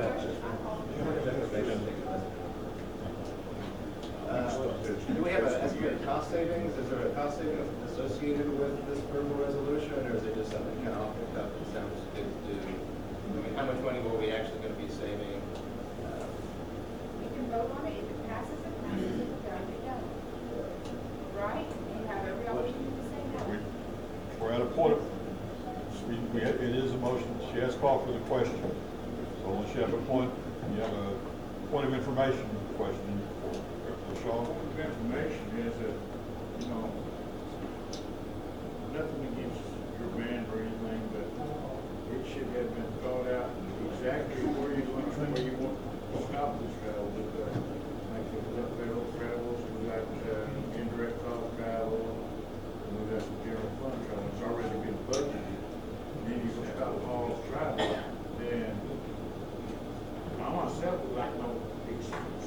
hypothetically, which ones you want to stop, and which ones you don't? Is it gonna be all indirect costs? When you pass a budget, All that's general what you do. fund, all federal, in your, you can't do it all, so that's the reason I'm saying that, so you're saying all travel, so it's, okay. You can vote no, you can vote yes. That's all you can do. Councilman Hardeman, you have Is a, that hard? Yes, the best thing to do would be to vote on this in order to move on and quit wasting time. Vote on it, and then the smartest thing to do, we're losing money either way. If you vote it down, next fiscal year would be the best time to do this, to me, because if you want to stop all travel due to money purposes. So that's just my point. lunchtime. Dinner, lunch. It's dinner now. There's no further discussion on the motion. Verbal resolution to cease trial travel immediately. Secretary, would you call the roll, please? Leah Sampson, No. Anthony Conley, No. John Markham, Yes. Rena Tiger, Yes. Kent Denby, No. Kevin Hardeman, No.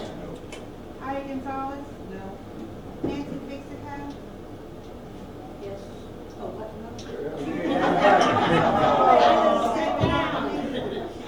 David Ackerman, Sterling Springer, Sterling Springer, No. Patricia Kishkaton, Yes. Karen Fulbright, No. Nanette Hazelwood, Jennifer Horn, Yes. Sydney Gessa, Yes. Lottie Cootie, Abraham Ferroni, No. Susie Harjo, Emmett Spain, Wayne Shaw, No. Catherine McCoy, Charlie Hill, Fannie Harjo, Yes. Dwayne Miller, Yep. Sherry Hardeman,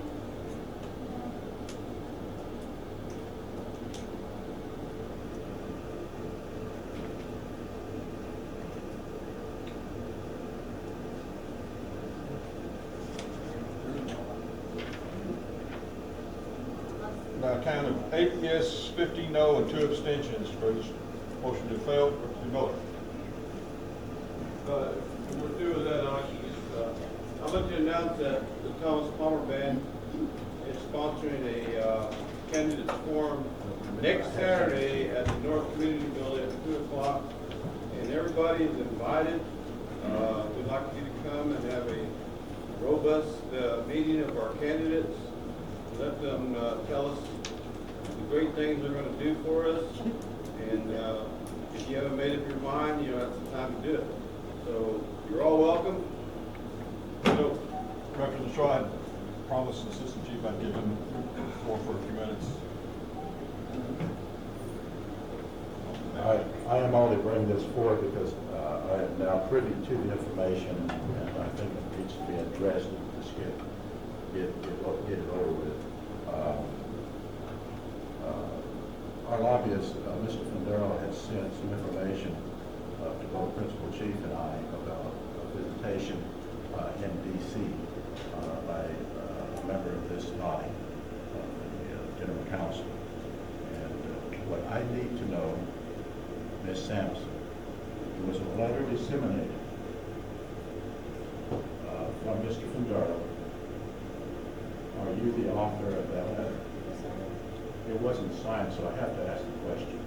And I want you to know that I have utmost respect for you as a person, and for you as the representative of your band. And I think all band representatives ought to uphold their rights of their specific band and specific areas of interest of the citizens and members of this tribe. But there are some areas in that letter that has some concern to me personally, and as my oath of office to this tribe as the Assistant Chief of this nation. And I don't know if you disseminated it to anybody there in D.C. I must ask you that question. You've heard some of the conversation here on people going to D.C., calling D.C., and say that they are a representation of the Seminole Nation, whether they're a council representative or a member or citizen of this band, that they do not have that that authority. And the council does not have that kind of authority outside of the auspicities of a quorum meeting to ask for certain things from the United States of America on behalf of the Seminole Nation. You understand that, don't you? Yes, sir.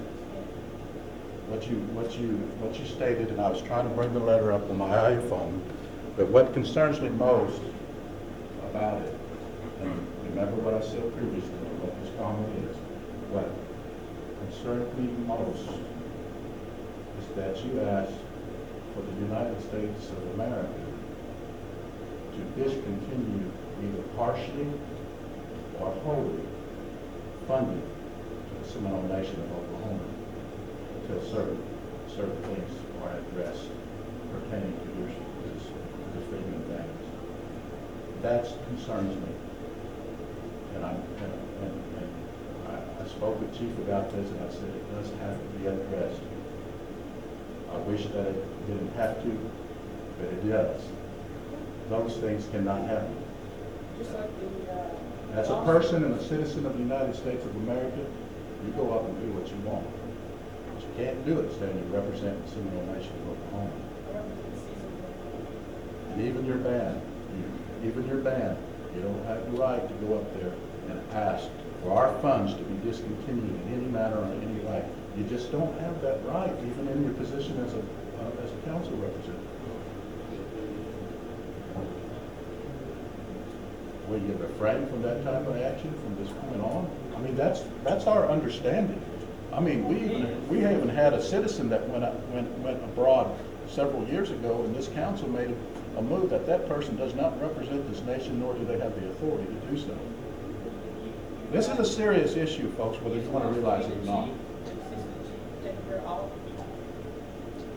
The Freedmen only have a vote in this, and we won this here case in 2002, and nothing has been done in over 20 years to give us those benefits that we're counting for. Bring it to this floor. I brought it to this floor, and everybody said no. If this council had delegated you the authority to do that and speak for this nation, there would be no problem with that. The Seminole Nation of Oklahoma was included in that, and the dispensing of either funds at a limited level or whole level was also disseminated in that letter. And then that involves us, all of us, not just the Caesar Bruner Band. This is the thing. You're not doing anything for the Caesar Bruner Band. You're not doing anything but telling me that we are supposed to sit on this council and vote. I'm not telling you that personally. The tribe is telling us that, especially the administration. Every time we try to get something that we have earned and it's our birthright, you say no. I brought a bill to this here council. Unanimously, 24 people said no. It's only 4 of us sitting here that are freedmen. I understand. And you give me no opportunity, nothing. You kill us daily, and you walk by. I understand what you're No, saying. you're massacring us silently. And you tell me not to say nothing? I'm If I was not with asking you to. you would say something. I said, as a citizen of the United States I of already America, came to you can say what you want with the freedoms of the Constitution of this country. But you also took an oath to uphold the Constitution, not only of this United States of America, but this Seminole Nation of Oklahoma. And there's not one of them, I don't care what degree blood of Seminole they are, in this council that has the right to go up there and ask the government to suspend our federal funds at any length, whether it's wholly or partially. None of you have that authority to do that. Period. And that's my last statement on it. I didn't wish it didn't have to come to this, but because I'm privy to it, I have to bring it. I have no problem with it. It's no secret. But no, just don't do it any longer. Tell me, what do you As a want to citizen do? of the United States, do all that you want. In But don't go as a November- representative of the Seminole Nation of Oklahoma In saying that. November, you told me, you sat across from me when I was in that meeting with the lobbyists, and you said, we will get a committee together to talk to y'all. It's the interpretation. You have not done anything. So Mem- who am I supposed to talk to other than you? Members and citizens is the question. And believe me, all I'm asking you in those areas there It's not against you as a person. I've tried to state that from the beginning, nor of the freedmen bands as a whole. It's not. It's just we as council representatives do not have that kind of authority to go represent the Seminole Nation and ask the United States to discontinue funding.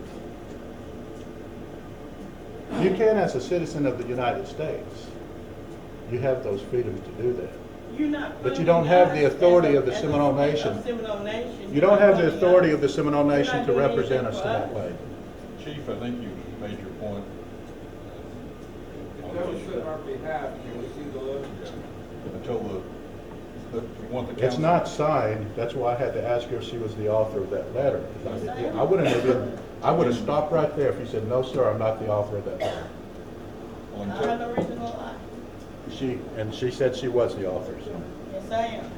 So I think, you know, you share the letter with the council at this point, and then they can decide how they wish to address it, but not today. Sure. Well, I'm gonna ask that we dismiss, because we have any other pressing business on our agenda today. But what we said, I agree with you, council does need to know what's going on our behalf. Had it been me that had done something like that, they would have been hanging me out here for treason. But that wasn't me, so it's up to this council and the people of Seminole Nation how we react to such a letter. And I think we need to reserve that for the next council. So I ask for adjournment and ask for a second. Motion is adjourned, seconded, you all rise. John, you might.